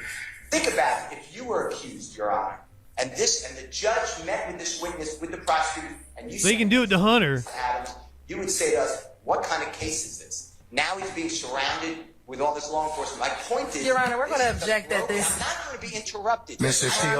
Steele, hold on. No, but you're Mr. Steele. Mr. Steele. Yes, sir. What? Okay. I want to finish. I'm making a record for the court to understand. Well, Mr. Steele. I've never been interrupted in a court except for this one. You allow. Well, you know, but the challenge is in this point in time is that some of the things that you have said at certain points in time are not appropriate. It's not true. Okay, well that's the court's. I object, sir. Court is wrong. Well, you know, fuck the court. It has an opinion, and it can certainly be reviewed at the appropriate time. But finish up so you can go ahead and make your record. Interrupt anymore about a prosecutor or anyone. This is a record. This is important. Okay, but it's your allegation and assertion, sir. Okay, so. Well, we don't know that. We don't know whether or not they're true. Going on. Every time Mr. Copeland comes in the courtroom or out of the courtroom, he's escorted by a DA's office investigator. You see that? This court is observant. You're not just sitting there in a cloud. You see exactly what's going on. You hear the prosecutor tell you, we were in a room with Mr. Copeland and he said, why? Okay. Why do I have to bring up? You should be bringing it up. This is crazy. This is like communist Russia. Mr. Williams is having the worst trial. This is Young Thug. So I'm what up, vibing? To stop intimidating the witness by the prosecutor. Vibing with an iced coffee. And stop accusing. You've allowed the prosecutor Love to accuse me of misconduct. Oh, but you've also accused her of hold on. You have accused her of misconduct as well. And remember what I told you about your professional responsibility. Everything I don't like is communism. And she's gonna take me down as opposed to you. So when I start talking, stop talking, please. Okay? I'll let you complete your record. Okay? I understand the one party talking. I got it. All right. Okay.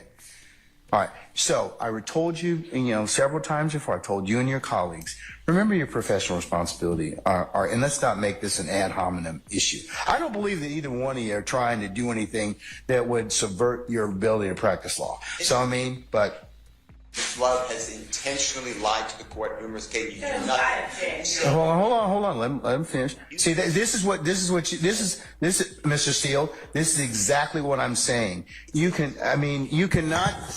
It is not a good idea to state that your brethren across the bar are lying. Okay, at any time. Well, are they lying?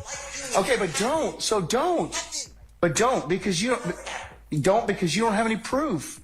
If you have proof of it, then if you have proof, there's a mechanism in law and under the rules for you to submit that question to the Office of General Counsel and for an investigation to occur. But please stop, both of you. I told both of you earlier, stop making these ad hominem attacks toward one another. Okay? Apparently, yes, this is Young Thug the rapper. His record label. Thank you for being a freaking follower, Iced Coffee. His record label has been accused of murder, attempted murder, carjackings, all like the list goes on and on. And this is like a RICO case. And this is supposedly going to be the longest trial in the history of Georgia. This has been wild. This is today. We just watched this lawyer right here get arrested on Monday. Back in November, another lawyer for the record label, I don't think they were involved in the case, got arrested on other charges. Somebody got stabbed. You have to come in like, I'm a Marxist. I'm not a Marxist. Well, I mean, like, my beliefs are like, you know, like I don't fit into one box. I would say like most of the chat is on the far left side of the spectrum. Socialist, sock dim, full on commies. A lot of them are just cynical. A lot of them are very just want to see the world burn. Politically thinks I'm a shit lib, but I like, me and Chuck Schumer are miles apart.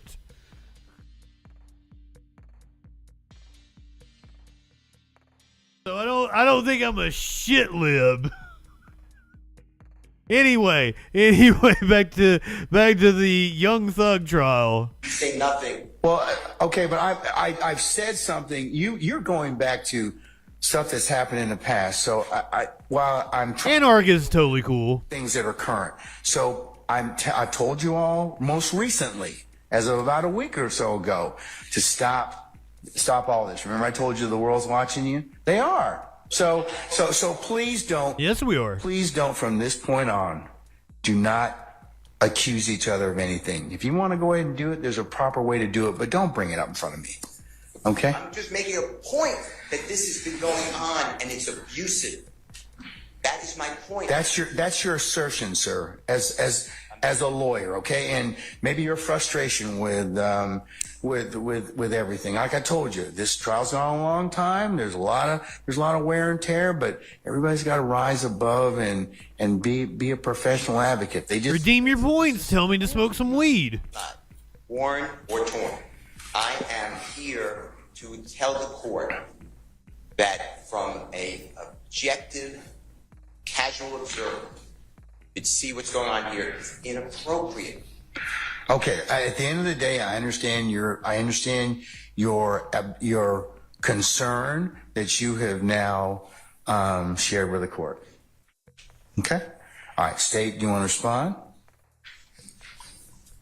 Your Honor, I just asked. You lying ass. Strike the portions of Mr. Steele's, whatever that was, to the court regarding personal and ad hominem attack. Did multiple people redeem the weed just then? On members of the state's team.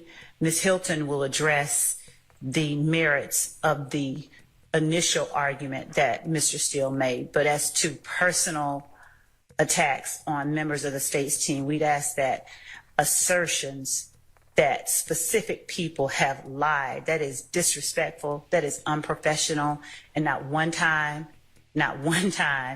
has any such statement been made by any member of this team about anyone else. Oh, I think, Ms. Love, in the past, you've made some statements. I have never about said me. anyone lied. Yeah, you've made some statements about Mr. Steele and Your about. Honor. Well, just let me finish. I'm not done. All right, and about several others of your colleagues. I mean, and it may have been the heat of discussion and everything else. Like I said earlier, Judge is going around on the bullshit. Around for everybody, all right? Gosh, fuck. But can we kind of stop that and draw things kind of forward? I've had 2 or 3 conversations with everyone about their obligations as professional advocates under the rules. Okay. Just don't redeem alcohol because I don't have any alcohol. Oh shit, I actually do. Ah fuck, I cussed. I have some alcohol. Don't do it, please don't do it. Show a cat is good. I'm down with that. The alcohol I have is like really crappy whiskey or something. Anybody have any requests for a cat? Which one you want?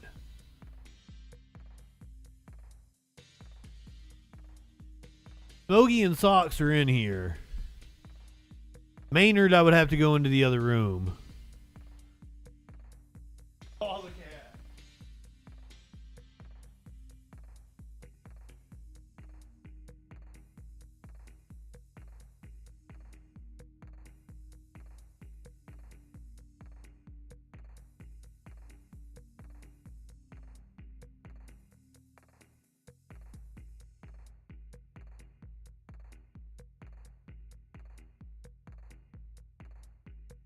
Yeah, Maynard.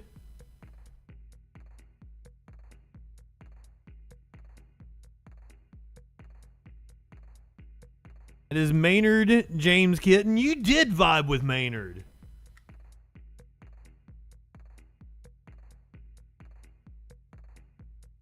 I don't know, like, cause that cat doesn't get along with anybody, and he was also very not impressed.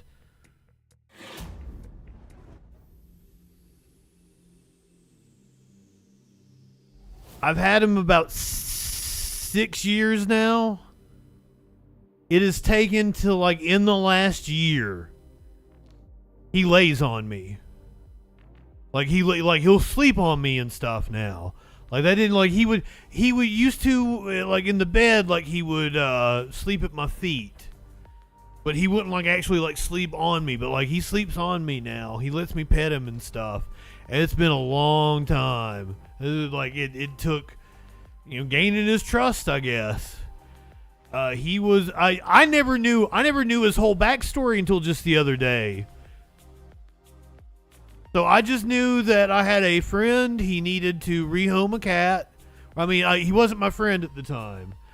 A friend of a Curiouser shared out that she had a friend that had a cat that needed to be rehomed, and his name was Maynard. And I'm like, well, the universe is telling me I need that cat. I mean, I've got my Perfect Circle shirt on right now.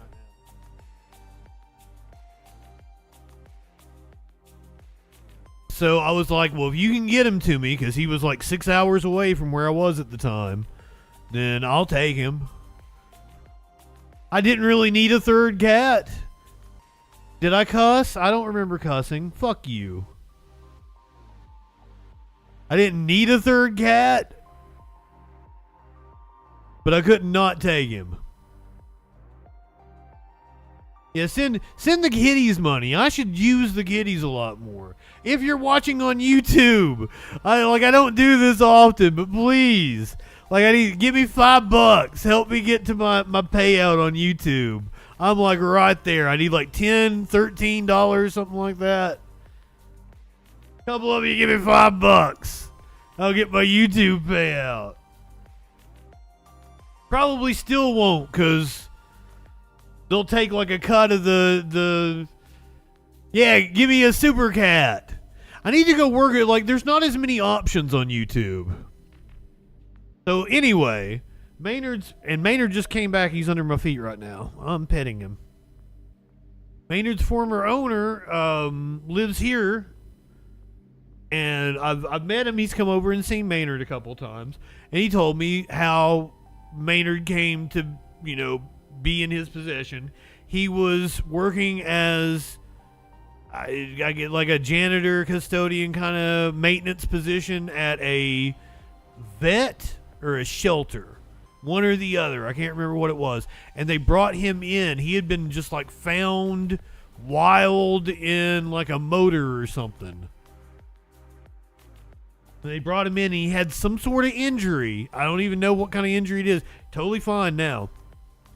So he gets seen by the vet, and they're gonna take him over to the shelter, and the guy that had it was like, I can't have cats, but I can't let him go to the shelter.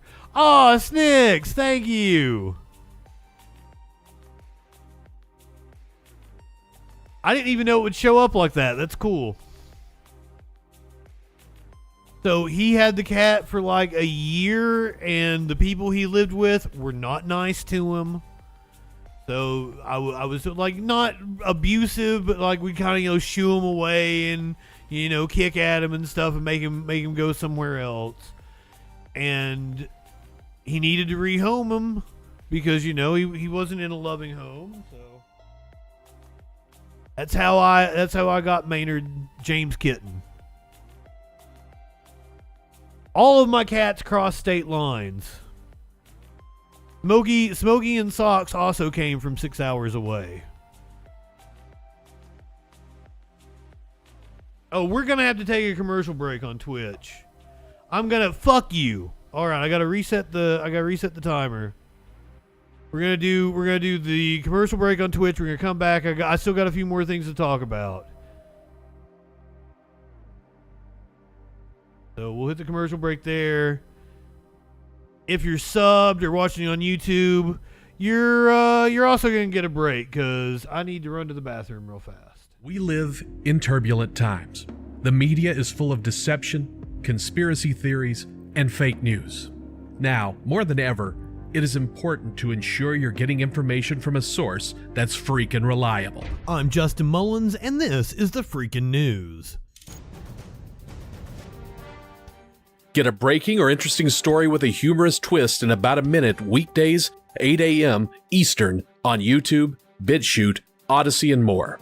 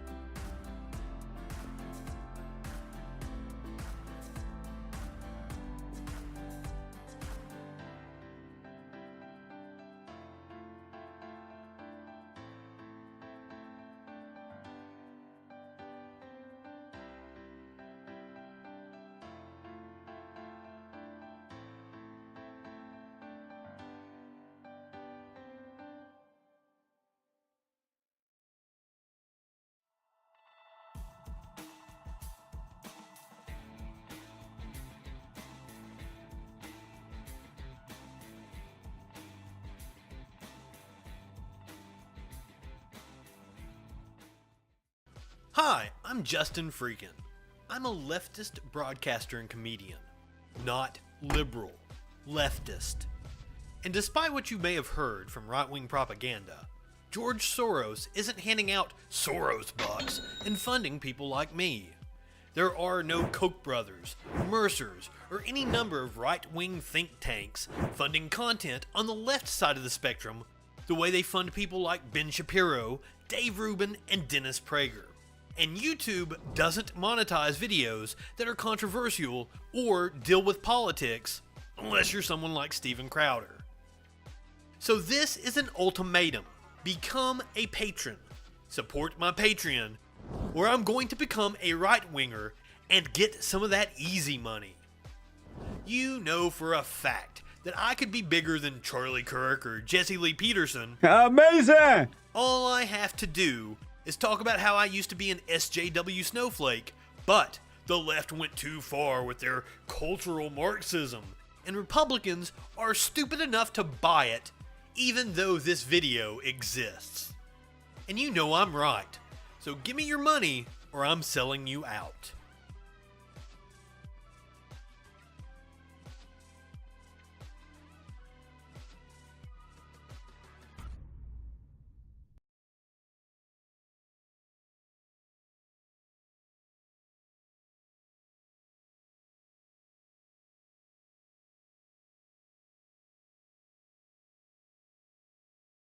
He's kicking authority in the balls.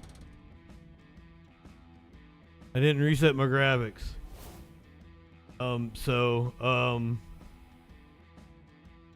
That's only happened to me one other time on stream.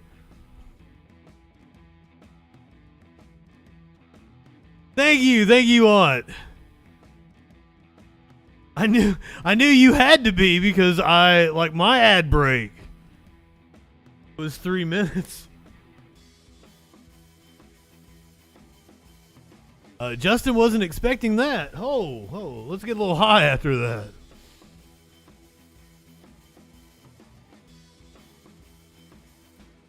Do not know what I ate that made me do that.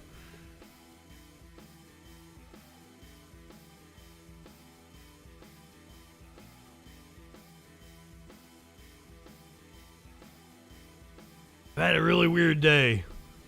Could just be nerves and all that good stuff. Anyway, how you guys doing? We're not done with crime yet. I've got other crime stories. Let's do...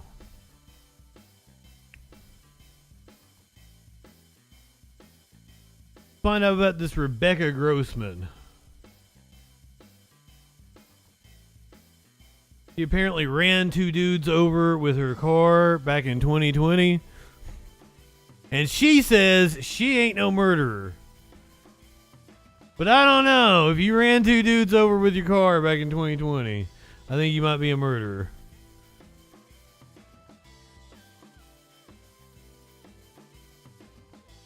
Murderer Rebecca Grossman is expected to be sentenced today. Grossman was found guilty last February in the hit-and-run deaths of 2 young brothers back in 2020.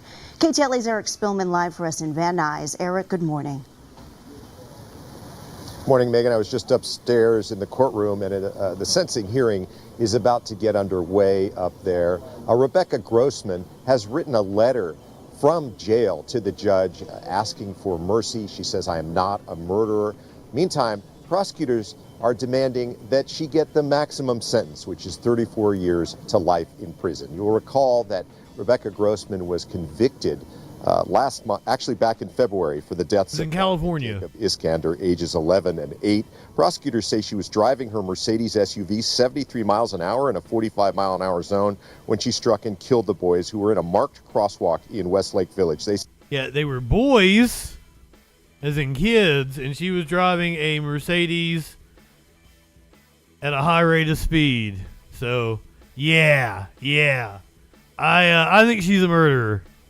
Say evidence presented at trial showed she had alcohol and Valium in her system. And she was fucked up. It said killed 2 brothers. That's a weird way to say it. That's what the chyron for the news station says. Killed 2 brothers. That's what the headline says. Brothers could be any age. These are why doesn't the headline say killed 2 kids?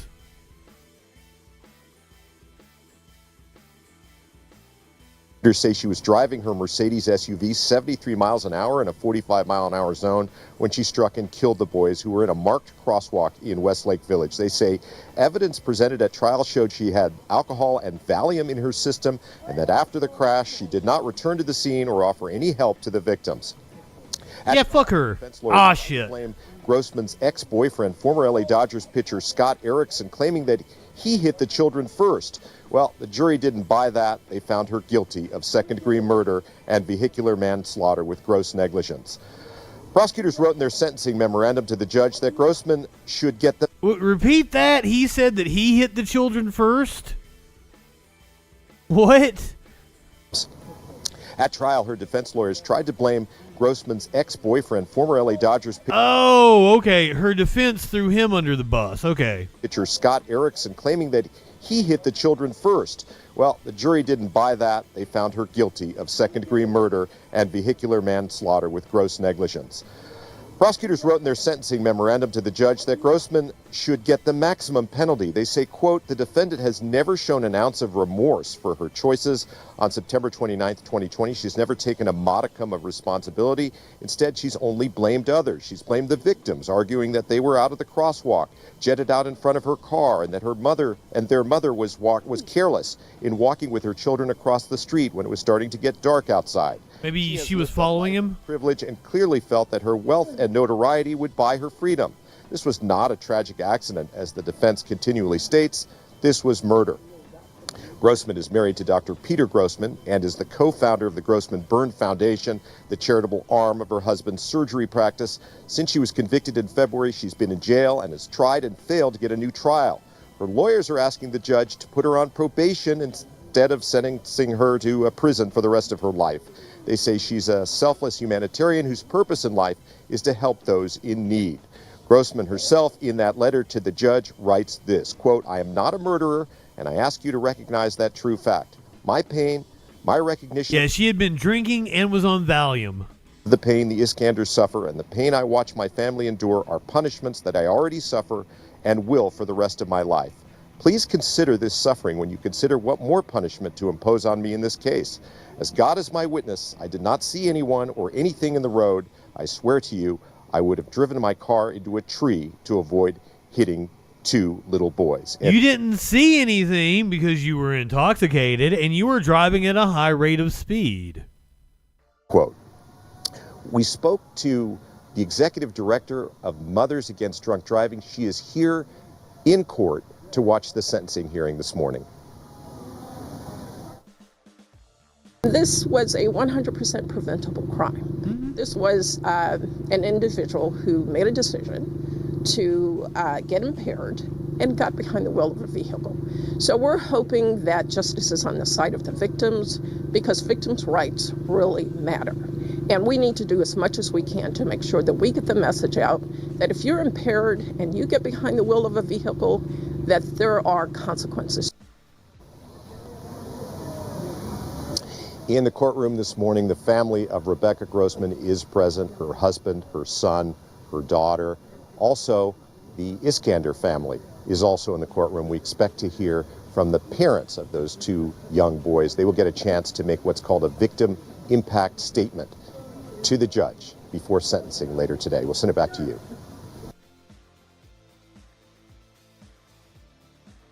That is tragic. Holy shit. Fuck. It's hard not to cuss with a story like that, because fuck that woman. Fuck her. Tried to claim she's a philanthropist. And she's a kind-hearted person that does so much good.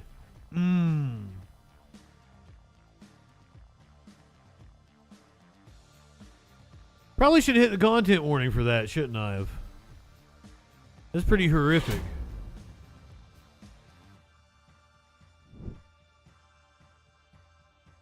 Full-on rapist. I'm like, Me and YouTube still going around in circles, even though I'm on YouTube Premium. This is making me upset. A shocking video of EMTs in the town of Catskill yanking on a disabled man's arms and legs as he lay on their ambulance floor. In the video, you can hear the EMTs laughing at the man, yelling at him to get up. That patient was eventually transported to the hospital and was told the doctors discovered he had internal bleeding in his right leg. His family and friends tonight are calling for justice. I literally just watched you put yourself on the ground on purpose. Like, I'm not playing the game with you. Friday night, shortly after 7 p.m., Thomas Wygant called 911 to go to the hospital for high blood sugar. I'm feeling too high. I couldn't walk. I was giddy, and I told her I can't walk. He made me walk. Town of Catskill EMTs arrived. I can't carry him down the stairs. Stuffy not having shortness of breath. They walked him over to the ambulance and told him to get in. Let's go. As Tom is climbing into the ambulance to get on the gurney, he falls. You need to get up. You gotta pull yourself. Wow! I can't get you up now. That's you can do it. There's no reason why you went down like that. That was a dumb. Tom now laying on the floor. The female EMT attempts to pull him up by his arm. Moments later, the male starts to pull him out of the rig by his leg. When you pull me by my feet, it hurt me. Catskill town officials say they have seen the videos and are investigating what happened. Meanwhile, the EMTs involved are currently not on the schedule to continue working. Tom's friends and family are now calling for... Were they just lazy? I feel like you can't be lazy when you're an EMT. Justice, saying the way he was treated was wrong. I could only watch the first one where he fell off the bed. I did not watch the rest of them because I was so upset. I'm sorry, man. I'm not trying to laugh at you, but I feel like I'm dealing with a teenager right now. Like, I feel like I'm dealing with my 7-year-old that won't follow directions. What kind of EMTs do they have on there? Is there any reason as to why you would think that the EMTs would treat you or your husband this way? That I do not know. I do not know. I'll never trust the Catskill Ambulance Squad again. His wife tells me Tom is doing better today, walking around the hospital room, and is expected to be discharged soon. Now, we are expecting more details from the town supervisor once their investigation is complete, and we will let you know once it is. I hope they get some money, but it's sad that the taxpayers will have to pay out for that. Oh.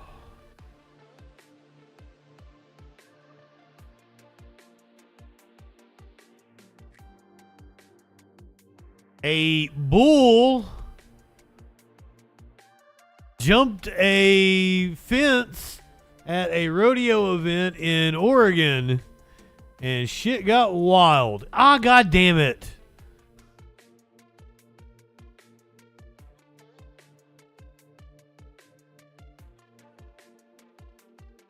There's a content warning on the video, so I guess I should probably hit the content warning. We have watched several bull goring videos recently. What's up with that?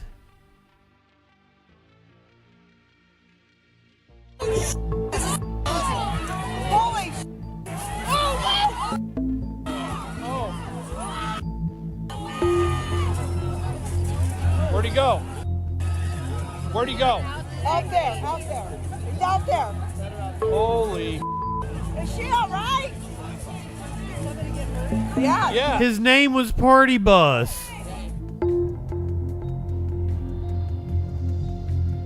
It's out there? Yes. It shot out that way after it took out like 4 people. Actually lifted them up in the air.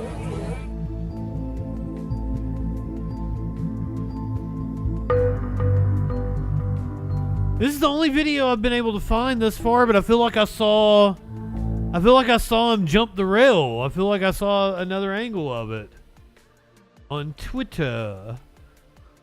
Maybe I need to go to Twitter. No, here it is. Here it is. BBC got it for me. I thought there was more.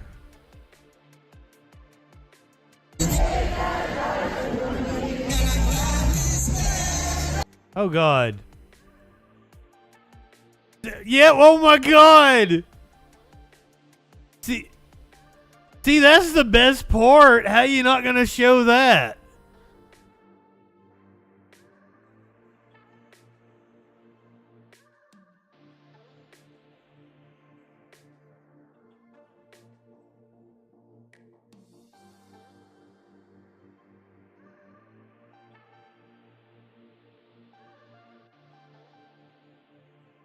Open the gate!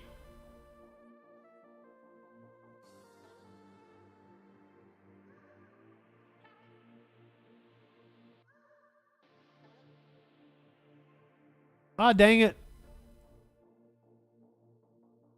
I do want to point out, I had to turn the audio down because that is one that will get you claimed. They are playing God Bless the USA.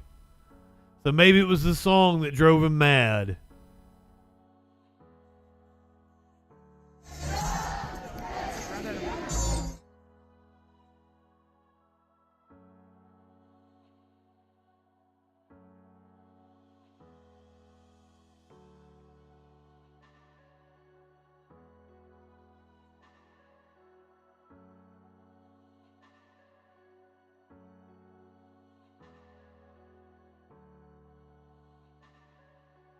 You can't blame the bull for being a bull.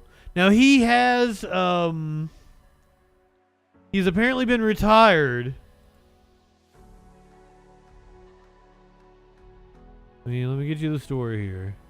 He's been retired from the sport and will now just be used to breed. Bull Party Bus who jumped rodeo fence injuring people is forced to retire from sport. A contractor took Party Bus home to a ranch where it will live out his life as a breeding bull for the next generation of bucking bulls. He's 3 years old. Well, I'm glad he just gets to, you know, shoot his load in some cows the rest of his life. The chaotic scene took place just before 10 p.m. at the rodeo in the small city of Sisters, about 100 miles northeast of Eugene. The rodeo, also known as the biggest little show in the world, began Wednesday and ran through Sunday. On Monday, rodeo officials said those taken to the hospital had been treated and released. Gets to go bang cows. That bull gets to live the rest of his life in sexual anarchy. You live in sexual anarchy?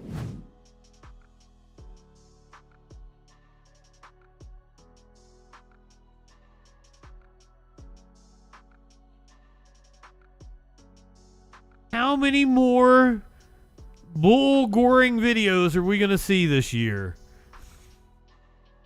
That one was just on a beach. A woman was just on a beach and got gored by a bull. Rapper and I guess now wrestler Sexy Red was arrested in New Jersey. Apparently like just a minor offense. But the video shows a huge brawl.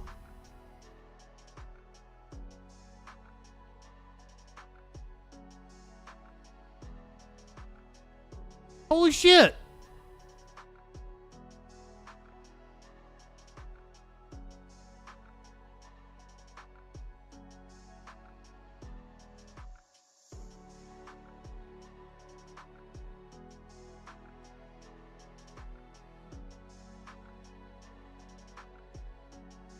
This was the Newark airport. A brawl taking place at the Newark airport.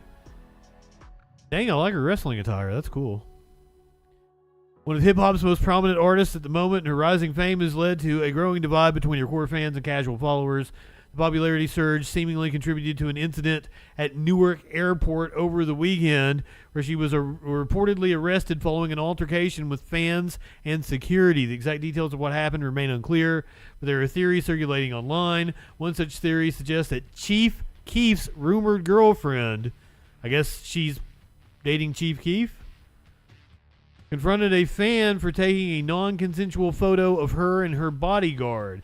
It's also unclear if other members of her entourage were arrested, as a video she posted online around 5:30 a.m. local time shows a chaotic scene. However, Sexy Red assured her fans that she was released from custody shortly after the incident. Sharing the news from a crowded vehicle, she also posted a message on Instagram. I think I got that. Hold on.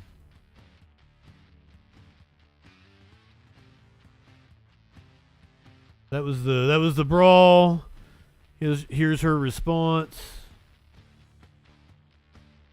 I just got out. Hold on. What was that? Good morning. You know, like I said, why the fuck y'all just now rolling up? Y'all should have been here this Good morning. I ain't gonna get my 14 cents on YouTube tonight. It's gonna go to Sexy Red. I just got out. Hold on. What was that? Good morning. You know, like I said, why the fuck y'all just now rolling up? Y'all should have been here this Good morning. Oh, was that all there was to it? That's all there was. See how they keep arresting black celebrities wrongfully? Well, I mean, like, P. Diddy didn't get arrested wrongfully. He hasn't even been arrested yet. R. Kelly didn't get arrested wrongfully. Like, who are we talking about here? I don't know much about Young Thug, but it really seemed like he running some kind of racket.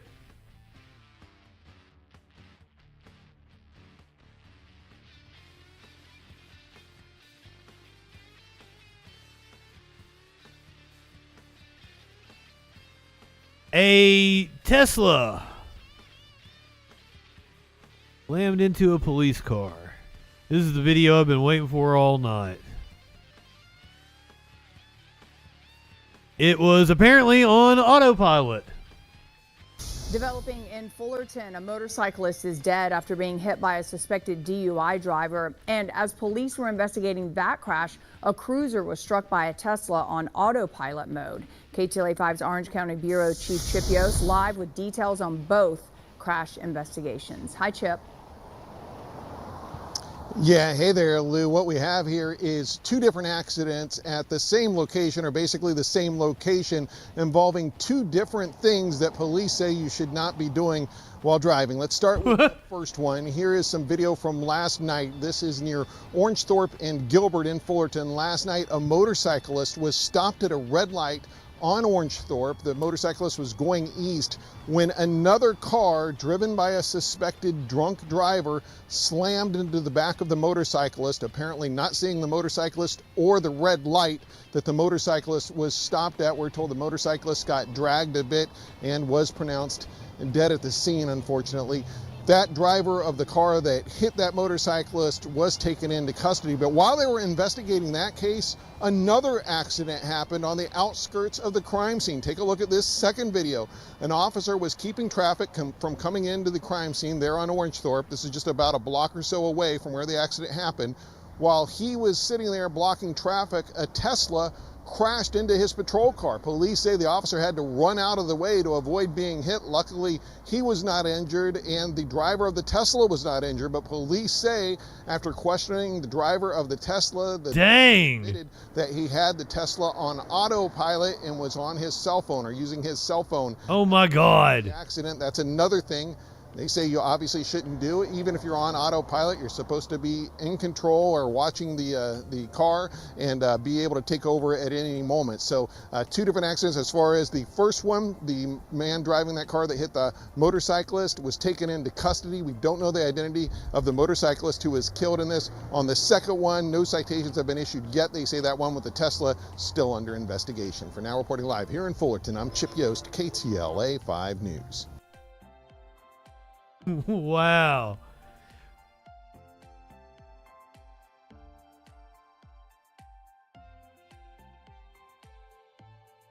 Flash, did you say something about Tesla crashing into a house or something? I'm not seeing this video. Oh, is it the one from a month ago?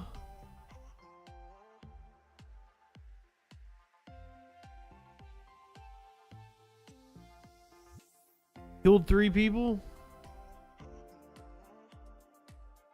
This has got video. I ain't seeing no video.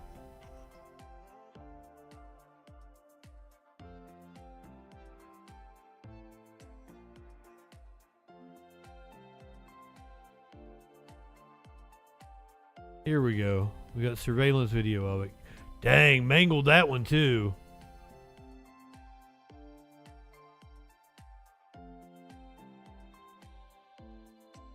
Crash that killed 3 young people and left 3 others seriously injured. Yes, like it is a major problem that Teslas in self-driving mode are killing people all over the country. Involved in the accident had ties to Marantha High School, and Eyewitness News reporter Leanne Suter is live in Pasadena. Good Lord, look at the damage of this crash. Leanne?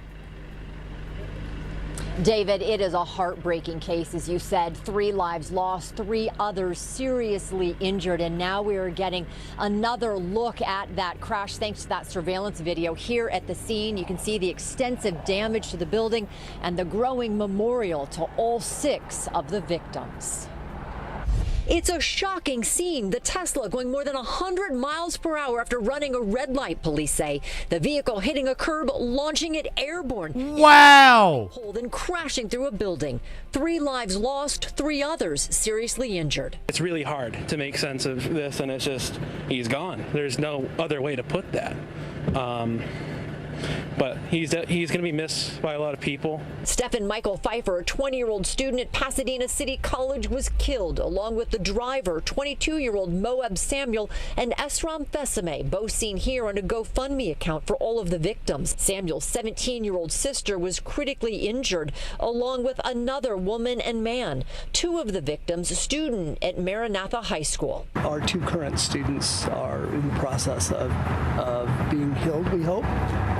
And one of our former students did not make it. Counselors were brought in to help students today as police continue their investigation into the fatal crash. There was evidence that alcohol was in the car. However, we're unable to determine at this time if the driver was impaired or under the influence. Pasadena police releasing the video in the midst of prom and graduation season. A tragic reminder that speed kills. We're just asking people to slow down, think about that, and hopefully this information will generate the conversations and discussions with family and friends that will encourage them to slow down. The streets aren't a raceway. If you want to go fast, get to the track.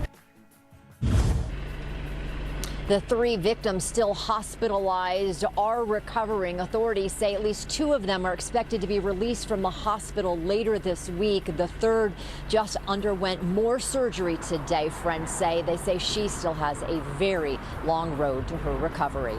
Live in Pasadena, Leanne Suter, ABC 7 Eyewitness News. Hello.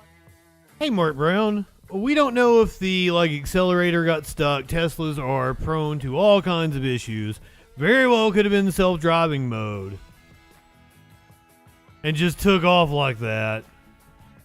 But hey, isn't it wonderful that we live in a society that rewards such fucking... Not only are Teslas incredibly unsafe, they're not even popular. The unsold Teslas can be seen from space. Because there's such an overstock of them because nobody wants the shitty things anymore. But Elon Musk deserves a gigantic raise. Man of the hour, Elon Musk, at least man of the hour for the Tesla shareholders who are at the company's headquarters in Austin, Texas, is about to take the stage. No doubt we'll be probably doing some Q&A at that time. That's the expectation. As you mentioned, the shareholder proposals in question, including the approval of his $56 billion compensation package, or $56 billion in 2018, roughly $47 billion today. That has been approved, and no surprise given the fact that these are shareholders at the company's headquarters in Texas. There was a huge applause when they announced that. Also a huge applause when they announced that the company has approved, or shareholders have approved, reincorporating from Delaware to Texas. So, again, we will be hearing from Elon Musk shortly. They did not give vote percentages, Melissa, so we don't know by what margin both of these proposals were approved, only that they were approved. And with that, I'll send it back to you as soon as we hear from Elon. Anything of noteworthiness regarding the state of the company, we'll let you know. Tesla is all show. Elon is all show. I'm glad I never fell for that. I've always hated Elon.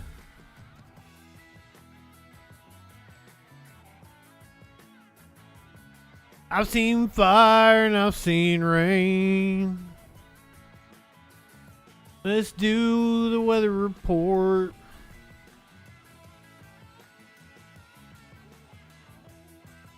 A camper apparently set a fire at Interlaken. I have no idea where this is.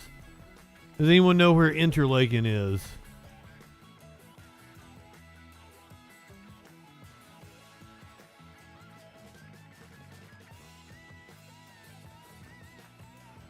Where are you, a TV station? Interlaken, that's what it says. In Central Florida. Interesting. Apparently Central Florida is where we're going for the Interlaken campfire. An abandoned campfire led to the Interlaken fire. Interlaken. Leadville. That's according to a U.S. Forest Service investigator. New pictures show that campfire on the trail. Investigators say the campfire just wasn't put out correctly, and it continued to burn. Oh, God, that sucks. Days later. The fire remains at zero containment. The size increased to more than 470 acres today. It says this is out of Colorado. More than 100 firefighters are working on the ground and in the air helping to fight that fire. Today, we also spoke to several visitors who were camping at the Red Rooster, watching the fire grow right in front of them. Check out these photos. Candace and Mikey Nickerson shared them with 9 News this morning. The couple and their kids were camping on Tuesday when the fire got going. They were across the lake, giving them a front row seat. Smokey doesn't want to go to school. To see the flames, what we guess about 100 foot tall at that point. It was something out of Lord of the Rings. Yeah, it was surreal. Just one big burst after another, just covering the hillside, kind of right there with Interlaken right in the foreground. It was absolutely nuts. The craziest thing we've ever witnessed. The U.S. Forest Service believes the person that left that campfire unattended left it several days before the fire started. The Lake County Sheriff's Office and U.S. Forest Service have now opened up a tip line. It was smoldering for that long? Got that number on your screen, 303-275-5266. If you know what happened, please call that number. Wow. So it took several days before it actually got out of control. Jesus. There's your fire in Colorado. Let's go down to Florida where they've seen the rain.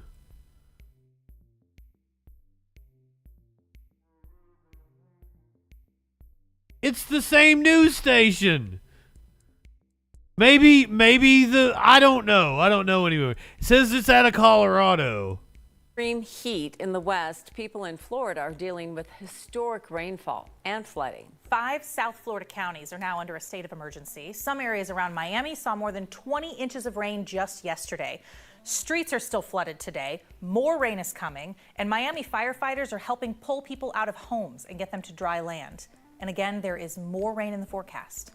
We've had widespread rainfall that was very heavy at times, and it will continue for the remainder of the week as tropical moisture remains over our region. So don't be deceived by the sun. That is. They used a trebuchet? They've got all our weapons. All the billions we send them. And they used a trebuchet? Peeking out from behind the clouds.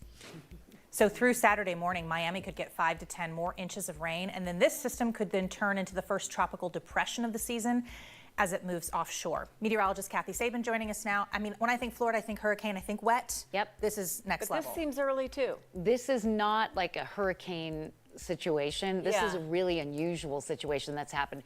On the Gulf Coast side and the Southwest Florida side, they've been dealing with a severe drought. In Florida, that's just weird for 6 months. So now they're playing catch up in a big hurry. You know how everything's kind of checks and balances? And so they've been hot and dry for months, and now they're getting this kind of an atmospheric river, if you will, of Caribbean tropical moisture streaming over and just feeding, like the Pineapple Express comes into Colorado. And I don't know if you guys can take Weather 9, but I can show this on our water vapor imagery.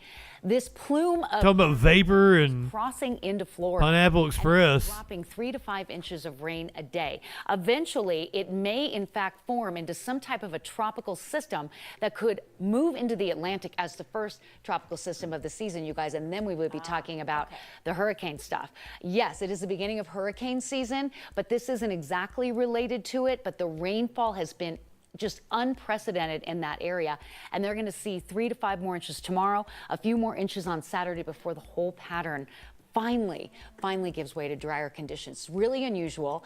And we're also tracking a second tropical disturbance in the Gulf that may in fact turn into a hurricane as well.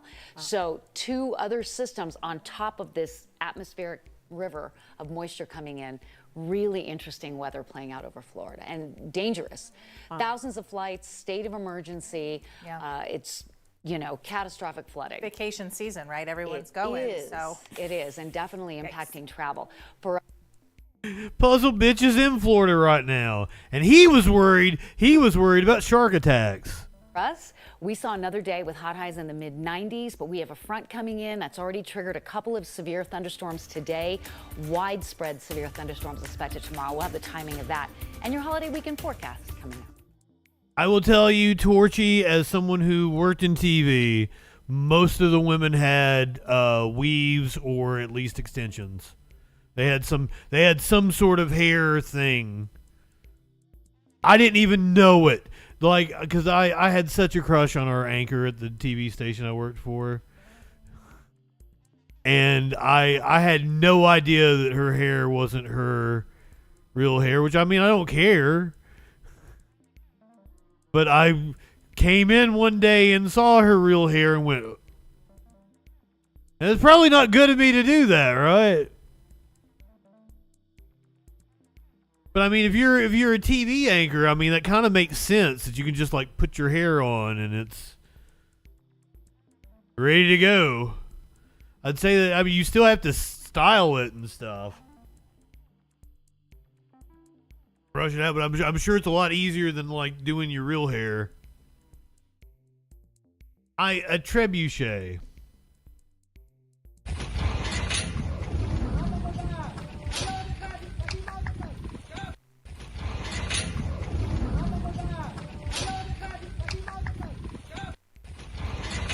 It's a nice trebuchet, actually.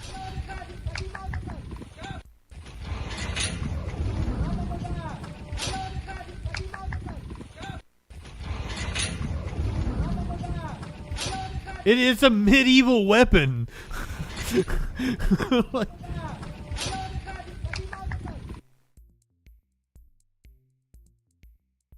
Honestly, deranged is a great word for it, Mox. So yeah, Warlord wanted to watch that instead of Kevin Spacey, I guess. No, we got a couple more things here for Kevin Spacey. He cries, apparently. Let's go out to Las Vegas, where crews are using snowplows to clear droves of Mormon crickets. Fuck you, I'm not turning my ad blocker off. Holy shit, look at all the crickets on the road.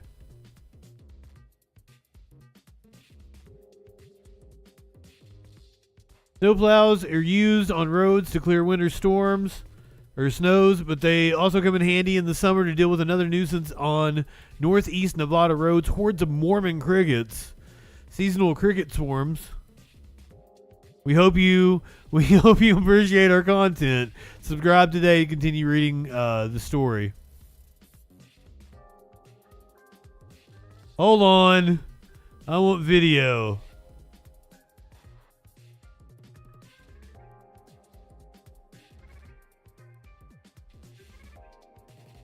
Can I get us some video?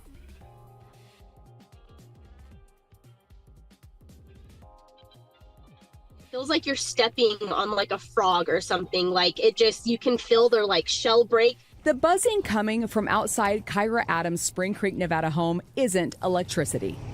Ooh, gross.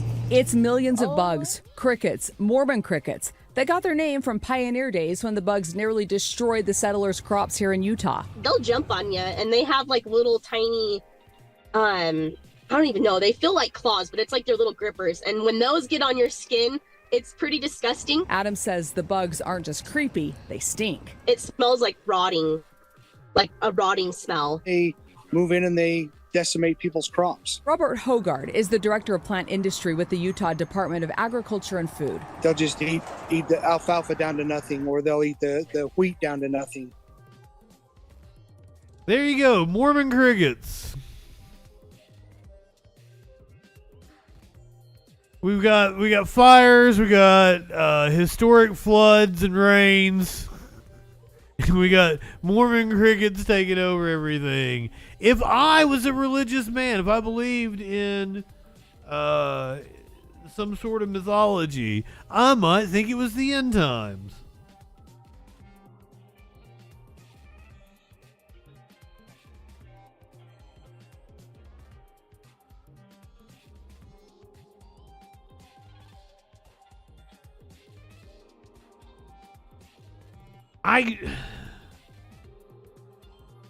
So apparently Kevin Spacey is trying to make a comeback.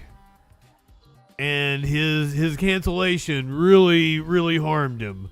He's going to cry for you. He was on with Piers Morgan yesterday. Where'd you live now?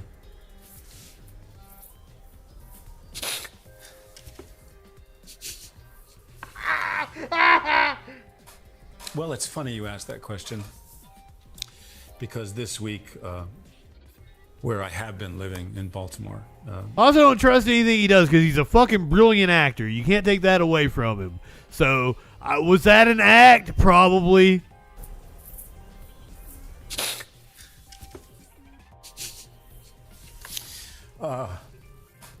Well, it's funny you asked that question. Tones. Because this week, where I have been living in Baltimore, is being foreclosed on. My house is being sold at auction. Really? So I have to go back to Baltimore and put all my things in storage. Really? So the answer to that question is, I'm not quite sure where I'm going to live. Okay. There's, like, just not working in the last couple of years wouldn't be enough for you to, unless you were, like, living way above your means. And I don't even know how that's possible. You have to be a multi-millionaire. Seriously, how in the fuck? Now, but I've been in Baltimore. There's not been any judgments against him or anything, has there? Like, was he being sued or like nothing's gone to any of his victims? I don't think. For since we started shooting House of Cards there. So how long is that? I moved there in 2012. So this has been your home for 12 years? Well, not this particular place, but this place has been my home and Evan and Lucy's home. He apparently also admitted to flying with Jeffrey Epstein and Bill Clinton during this interview. So, also makes him very sus, in my opinion. Since 2016. Why is it being foreclosed? Because I can't pay the bills that I owe. Are you facing bankruptcy?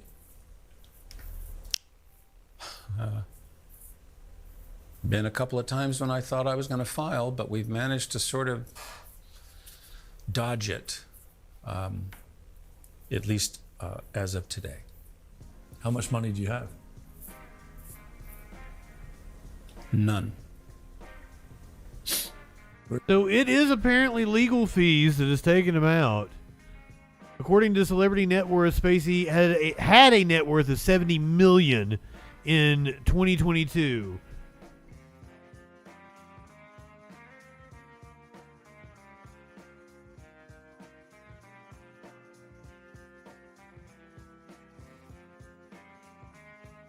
He was found not guilty, but apparently the legal fees were a big drain on him, which, cool. And then acquitted on separate sexual assault charges in London. So 2 trials, that probably put a dent in his money, but like, I wouldn't think that would drain someone who's worth $70 million. Really? Well, I mean, you have some sense of legal bills. Yeah. I still owe a lot of legal bills that I have not been able to pay. You're actually in debt? Yes. Do you mind me asking how much you owe?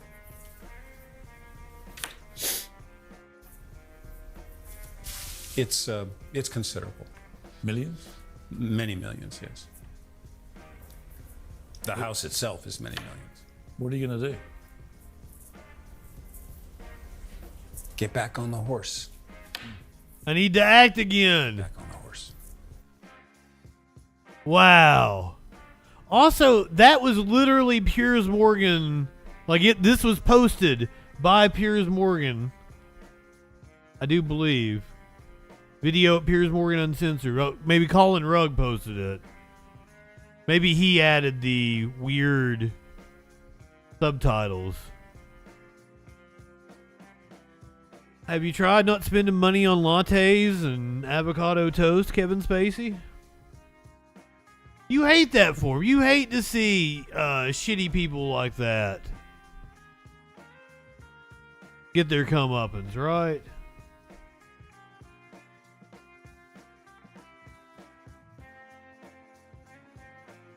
Thought I had it up already. You know I got another one for you. You remember Kanye West? Because he's a motherfucking gay fish.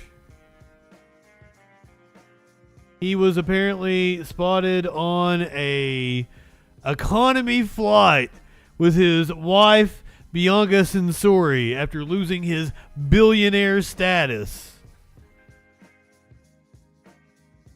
Here is Ye.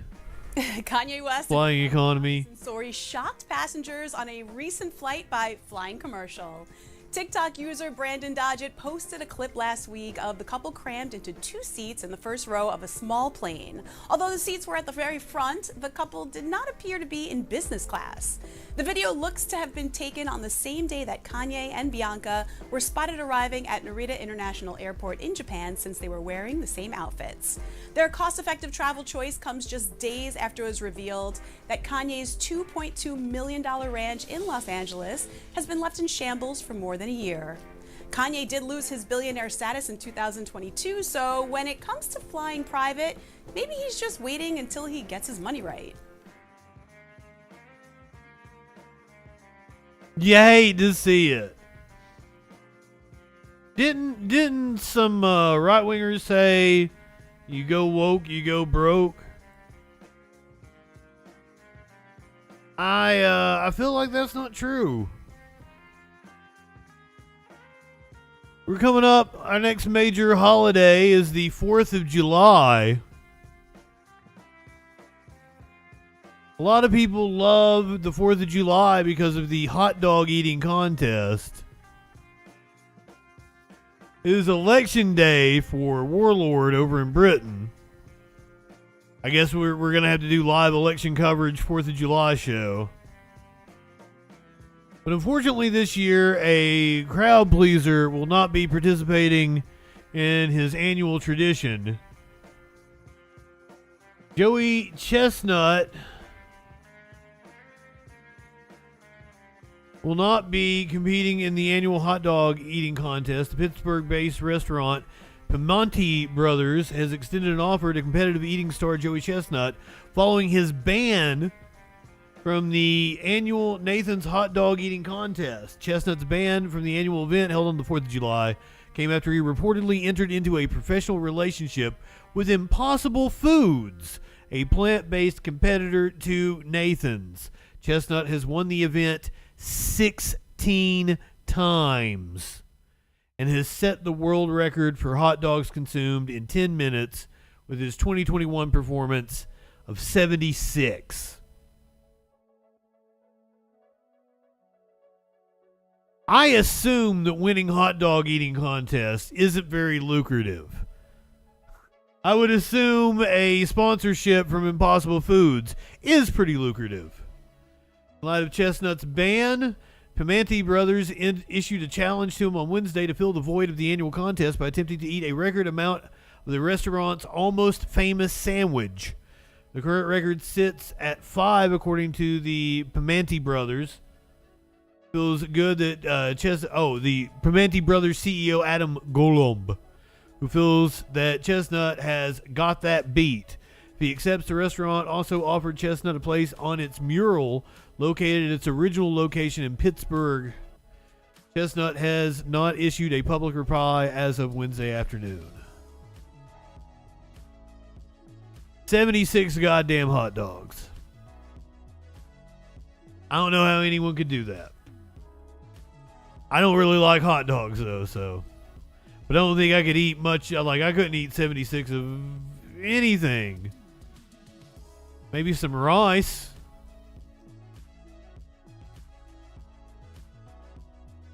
I have a couple more here.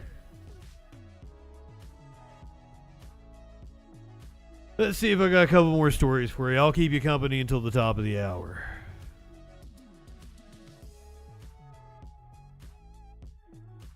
Let's go to Rob Schneider. Apparently got kicked out of an event.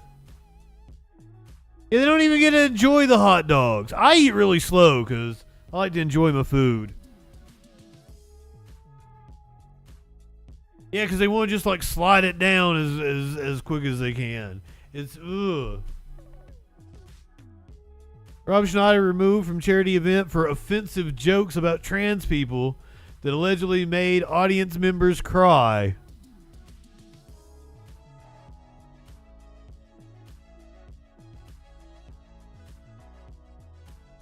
SMT5. What's SMT5, Warlord?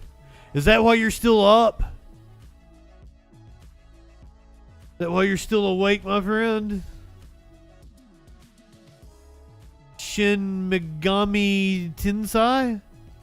I have no idea what that is.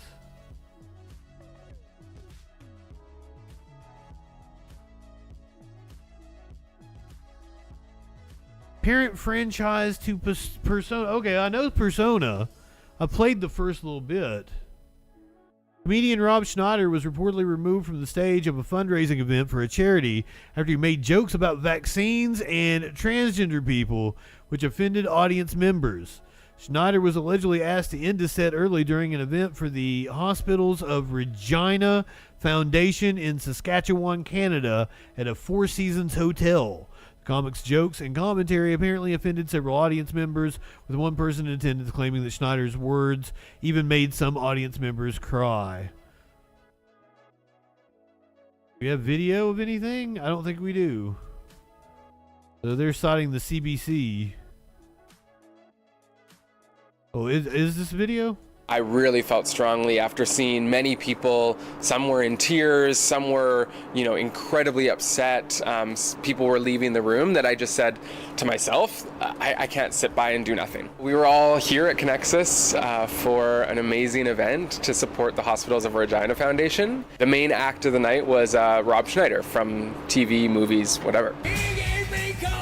Within probably 45 seconds, he, started sharing things about, being, very anti-vaccinations, very against trans folks, even quite a few misogynistic things, I would say. So I went up and asked to speak to Rob Schneider. At first they were incredibly dejective and sort of saying, well, we're not going to do anything, and we hired this guy, and lots of people are laughing, so, why would we shut him down? And I sort of made a case to say, not only is this completely inappropriate and offensive and really filled with hatred, but it's also, the first day of Pride. And we have to recognize what that day means to people, that, especially in a hospital setting where people go through gender affirming care and reproductive care and fertility treatments, all of those sorts of things. And that's being challenged and mocked and laughed at on a public for that type of an organization. It's so not okay. They actually told me that they had done research on him, that they said that they watched a lot of YouTube videos about him. So that actually was more concerning to me, when looking at their letter, that they said that... Yeah, I could understand if you only knew of Rob Schneider, like you somebody who was maybe an older person, 50-something or oh, like you know Rob Schneider is the dude that was in, like, what fucking movies from the 90s? I don't even remember any of the stuff. But they were like inoffensive, like stupid comedies that probably, played on TV all the time. But, like, if you knew anything about Rob Schneider in the last, 10 years, he's a total nut job. Their booking agent did it. When I actually heard from Deuce Bigelow themselves had also researched him, they finally agreed to go and ask this person to leave the stage and had security waiting to escort him out. We don't condone, accept, endorse, or share Mr. Schneider's positions as expressed during his comedy set, and acknowledge that in this instance, the performance did not meet the expectations of our audience and our team. What's missing is an action plan. I love an apology, but it doesn't mean a lot. But here's the thing, like, I don't understand why, if you are a comedian, you don't tailor your set to where you're like, if I got invited to do comedy, you wouldn't invite me to do comedy at a hospital charity event. But if I was to do, like, somehow, some way somebody invited me to do comedy at a charity event at a hospital, I'm not going to do my hashtag just nymphoprobs. I'm not going to tell them about a spider biting me on my nutsack. I'm not going to tell the story about shaving my ass. I'm going to do the least offensive and also the least funny bits I've got. The shit about like opening a can of biscuits. That's the only joke I can think of that's clean right now. I don't think I've ever even told it on stage. But why would you not tailor your set to the people that you're in front of? Like, I was going to do a set at the Emoji Festival. I think that's how you say it. One year. And I wasn't going to get up there and do my usual shit. I was going to try to come up with... Oh my God. There's an episode of Louie where Louie gets invited by Jerry Seinfeld to open for him at some charity event at the Hamptons. And as he's riding the bus up there, he's like, clean material, clean material. And like, chickens are dumb. That's all he can come up with. That would be how I am. Like, chickens are dumb.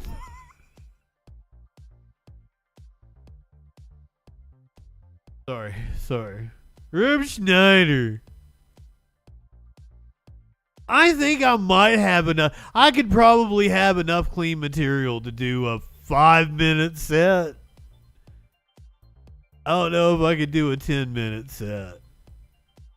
I could give you a good, clean 5 minutes.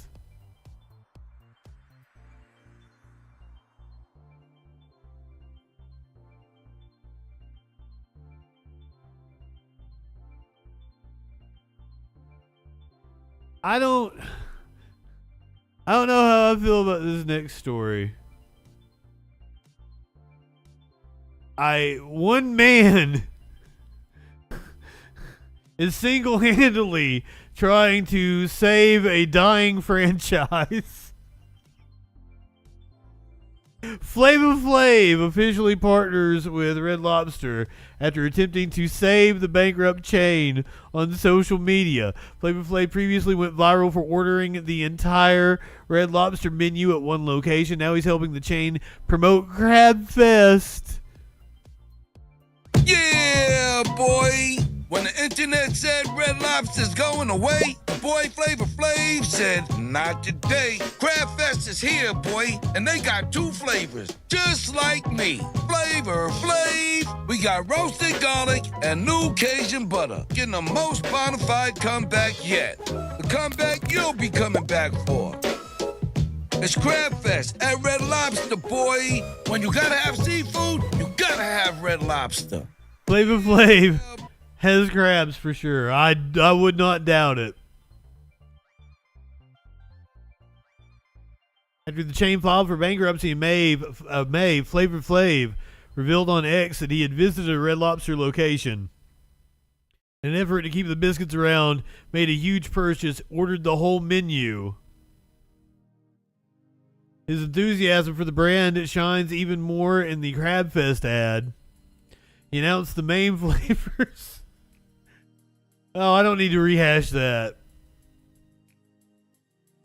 Apparently, the last time he ordered, he did actually give it to, like, needy people, because that was one of the things the first time I saw him do it. I'm like, did he order it for himself? The whole menu, or did he, like, give it away? You know, you take it... People at a homeless shelter probably don't get a good seafood meal very often. So go take it to the homeless shelter. Go take it to the people out on the street corner. Order the menu multiple times, Flav. Get enough lobster for everybody. You really want to save the company.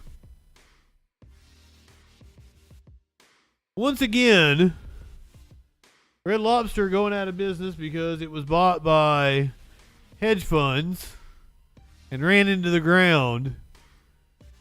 It was sucked dry like a fucking lobster tail. It just sucked all the meat out of it, all the juices.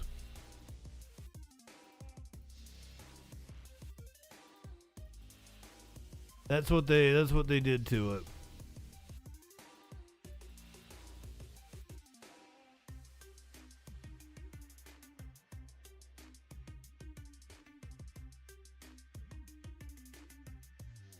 As I said, my boy's down in Florida. Florida apparently having torrential rains going on. Also, he told me, see, clinically, I don't go for the biscuits because I buy the biscuits in the box from the store and make my own,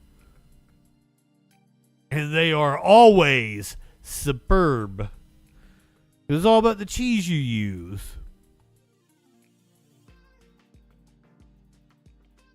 And here lately, Kroger has had blocks of Sargento sharp cheddar on sale for $2.99. And you can't beat that. I've been eating a shit ton of Sargento sharp cheddar because I've been buying multiple blocks at a time. At $2.99, you can't pass that deal up. I think usually it's $3.99. I think that's the usual, or maybe even like $4.40 or $4.50 or something like that. Cheese is expensive. If I find it or like Tillamook for under $3, you know I'm grabbing that shit. Those are two quality brands of cheese.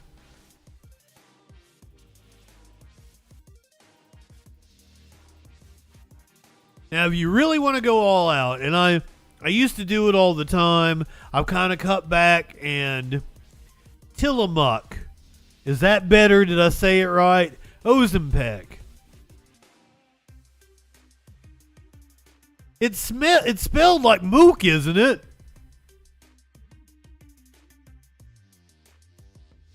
I assume you've had that cheese then, right? Because, god damn, is that good cheese. Sargento is my go-to. I'm just talking about cheese, Battle Opossum.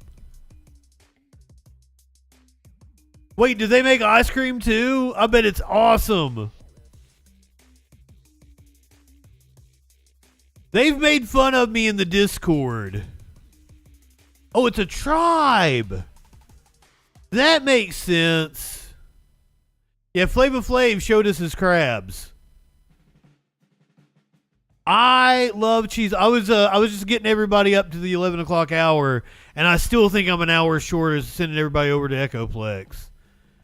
That was my intention, but now that I think about it, I don't think Dave comes on until midnight my time. So I may be completely off. Is Dave on yet? He's not. It's Thursday. Yep. I got the timing wrong, so I didn't even have to kill time until 11 o'clock. I could have just raided you into somebody anyway. But we can talk about cheese. What do you want me to keep? I'm keeping Warlord company until the top of the hour, because that's when Mashingi Mingi Muku comes out in Britain.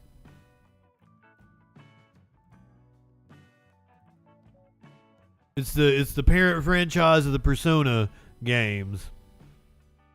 And I own Persona 5. I want to play it. I love RPGs. As I said, I've played, I don't think I made it out of the, what you'd call it, like the prologue. I love provolone. I could just go, you put pretty much any cheese in front of me. I don't like pimento cheese. But you gotta tell me, you tell me what we're putting cheese in, and I'll tell you what combination, what to use. To me, I've come to the conclusion for a good mac and cheese.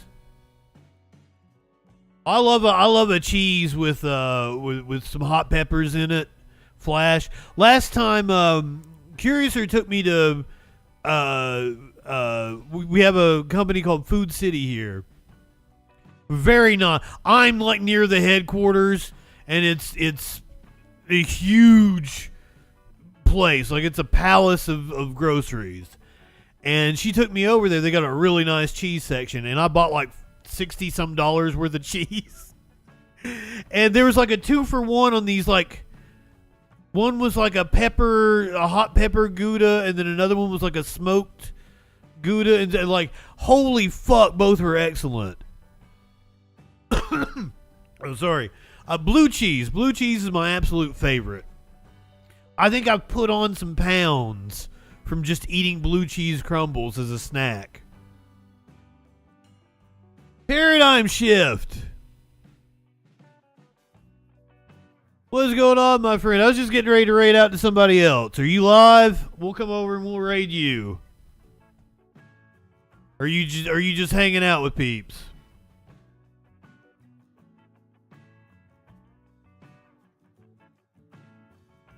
Always a pleasure to have you, my friend. Love to see you. What's your favorite kind of cheese? I love pepper jack cheese is probably my favorite. I keep saying this is my favorite. Blue cheese is my favorite. I fucking love pepper jack. So like, you go to like a Quiznos or something, I pretty much get pepper jack on everything. Fantastic cheese. A favorite combination for a amazing mac and cheese is a sharp cheddar, blue cheese, and then you want to get you a creamy melty cheese. A Havarti works really well. I like a Gouda. A Gouda works well. As I said, you might be able to get you like a smoked Gouda in with that fucking macaroni. You do the sharp cheddar, blue cheese, smoked Gouda. Holy fuck, you got yourself an amazing mac and cheese.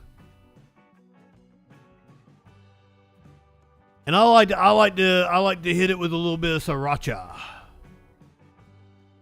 So that's usually I make a cheese sauce. I'm hitting with sriracha because I love sriracha. And then I wonder why. Nah, DJ Dub, try and like you would use like 1 part cheddar, 1 part Gouda, and then like half part. Is that how you do it? 2 parts cheddar, 2 parts Gouda, 1 part blue cheese. Trust me. Puzzle bitch hates blue cheese, but he has tasted my macaroni and cheese and he went, holy fuck, that's amazing. I'm like, it's the blue cheese that sets it off. Ah. Oh yeah, what's it? Fong something or other? Fong sauce or something? I need to get a thing of it. I've been getting a knockoff sriracha anyway.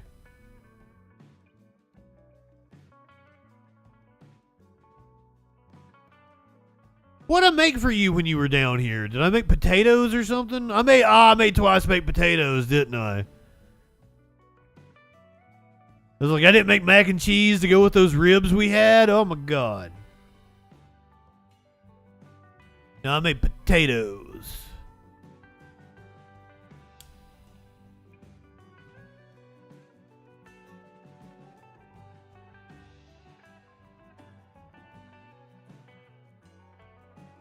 Love to cook, love to eat, love cheese.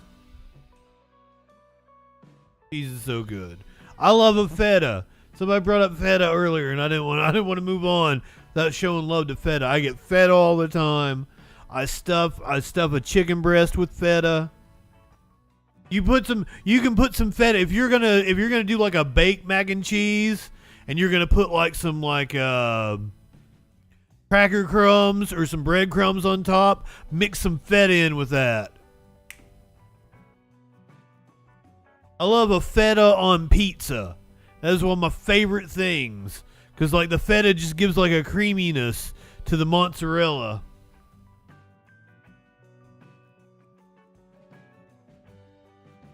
I can't do Velveeta, Purgatorus. I can't do Velveeta. I can't do American cheese. I just told you I'd have like any cheese in the world, but you like cheese product is not appealing to me. cheese type product, I can't really do. It's just like I'm a cheese snob. So I can't help myself. I love a goat cheese. Holy, and let me tell you, when I lived in Alabama, there was a farm outside of Huntsville. Flash got a cheese ad. There was a farm, it was like Humble Hearts Farms. And at the grocery store, little local grocery store, fucking loved that place. It sold that Humble Hearts Farms goat cheese, and it was like $9 for a little tub, but holy fuck, was it good. I have never had goat cheese like that. Like, oh my God. It will make you come. I love goat cheese so much. I love all cheeses. Brie. Brie's kind of a dessert cheese, or you eat it with like some fruit and stuff. I love brie. I love cottage cheese.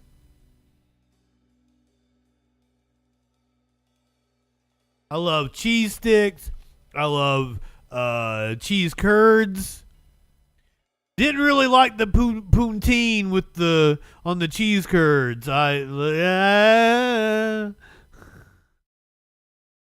Cottage cheese with peaches is awesome. I eat a lot of salads, right? I like a big salad with a lot of shit in it, right? You know, you get your lettuce and your peppers and you got some I like fried onions and tomato and cucumber and get some egg, get some bacon bits, some ham inside of that salad. Get you some cottage cheese in there. That's good shit. Big old salad.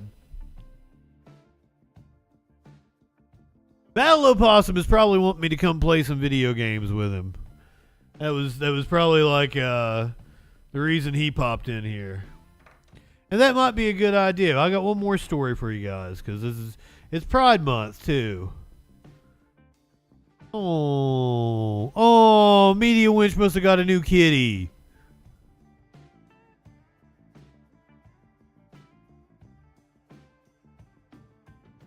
Oh, it's adorable.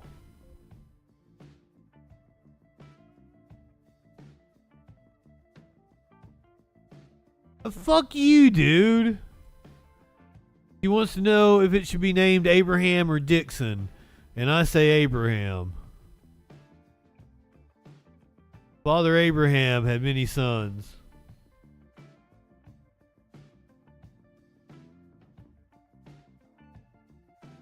A rare intersex kitten defies feline genetics and surprises vets at an Oregon shelter.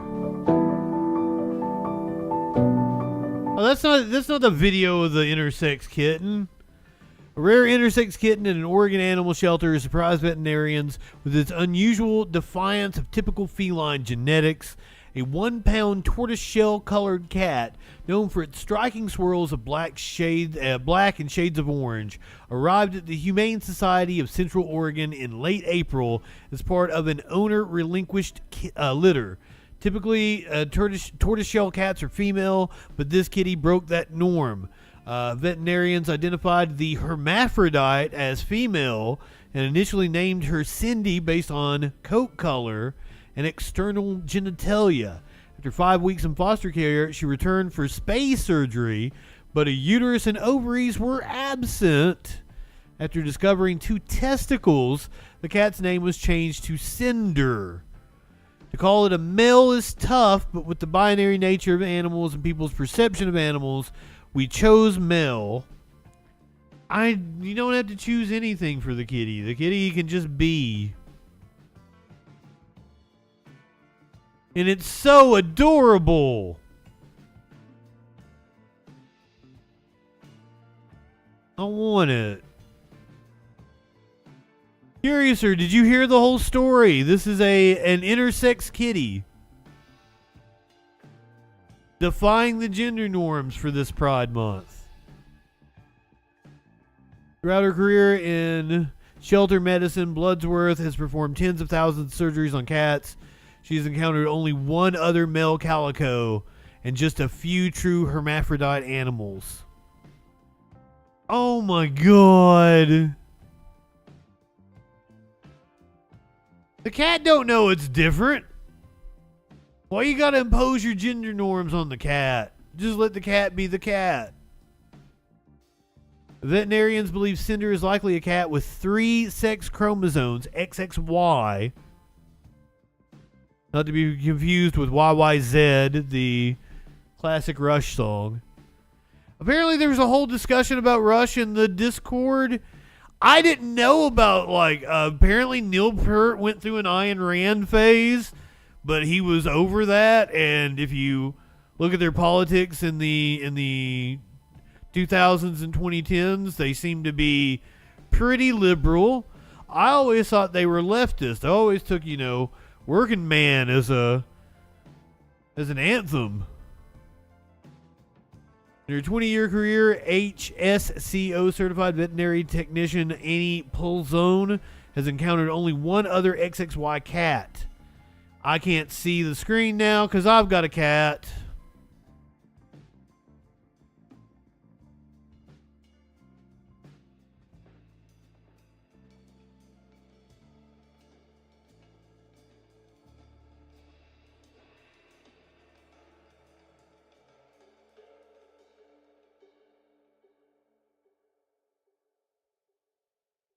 I try to turn the microphone off when he gets up here because he likes to hit the microphone with his ass. And I know bumping the microphone probably sucks.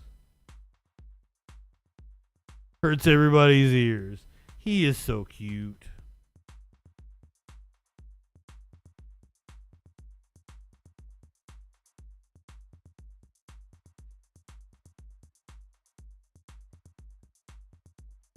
Smokey twerks on the mic. Like that cicada we watched the other day.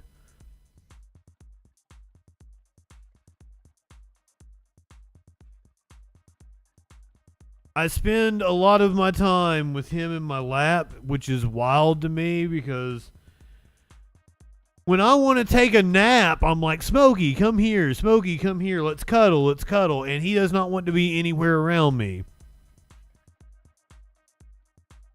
When I am working, this cat is... When I'm playing video games, this cat's in my lap. This cat's up in my face wanting to be petted, where it's right in front of the TV. Maynard walks on the PS5. I can't... And Maynard's fat, too, so I really don't like Maynard on the PS5. Smokey will go over there, and I shoo him off, but he'll never actually step on it. He'll step around it. And I hate that my PS5 is constantly covered in cat hair, and it is. Everything here is covered in cat hair. I am covered in cat hair. I didn't realize I swept really far under the TV stand, dresser, whatever the fuck you want to call it. And God, I pulled so much cat hair out from under it. I'm sorry, I'm just rambling now. There are a lot of variations of hermaphroditism or intersex in felines. In the kitten, it did not have a uterus or ovaries, but did have testicles and has what looks like a vulva. As Cinder grows into adolescence, veterinarians may consider the cat female due to its external genitalia, which resemble those of a female. According to the shelter, Cinder has several families interested in him or her. Them! Use them! And them joining the family. Just call the cat them.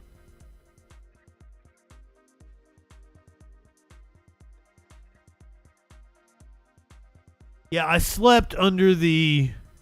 When Battle Opossum was here and we did those mushrooms, I was sitting in this chair. He was playing... I think you were still on Tetris at that time. And I was trying to go under the TV. I fell on the floor. I'm just like fucking laughing my ass off. I needed my drink, which was over there on the other side of the couch. I was thirsty. Damn woke cats. No, people are are upset about my comments, which was totally benign about, like, you know, yes, sex is more complicated than male and female. And people are calling me all kinds of names in the comment section on the Facebook story of this. Because of course they are. Because people are horrible. I don't get it. I don't, just like the woman earlier that was like, tampons will turn you communist. What the fuck? What is the obsession? All right, who's on? Who's on?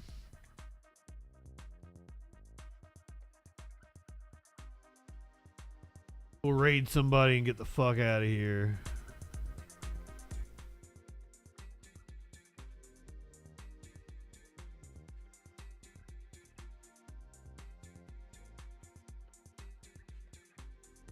Tampons.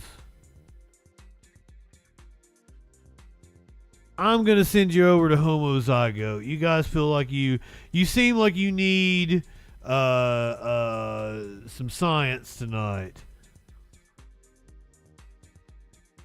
I don't think I've rated him since I have been back.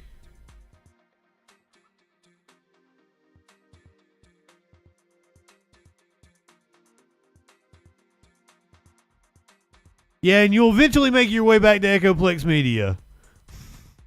You'll get back to where you need to be shortly. Go ahead, light one up, tip one back. It's all right to have a little fun before you hit the sack. I'm JustinFREAKIN. We'll see you whenever. I don't know. Probably Sunday. It happens. Good night, everybody.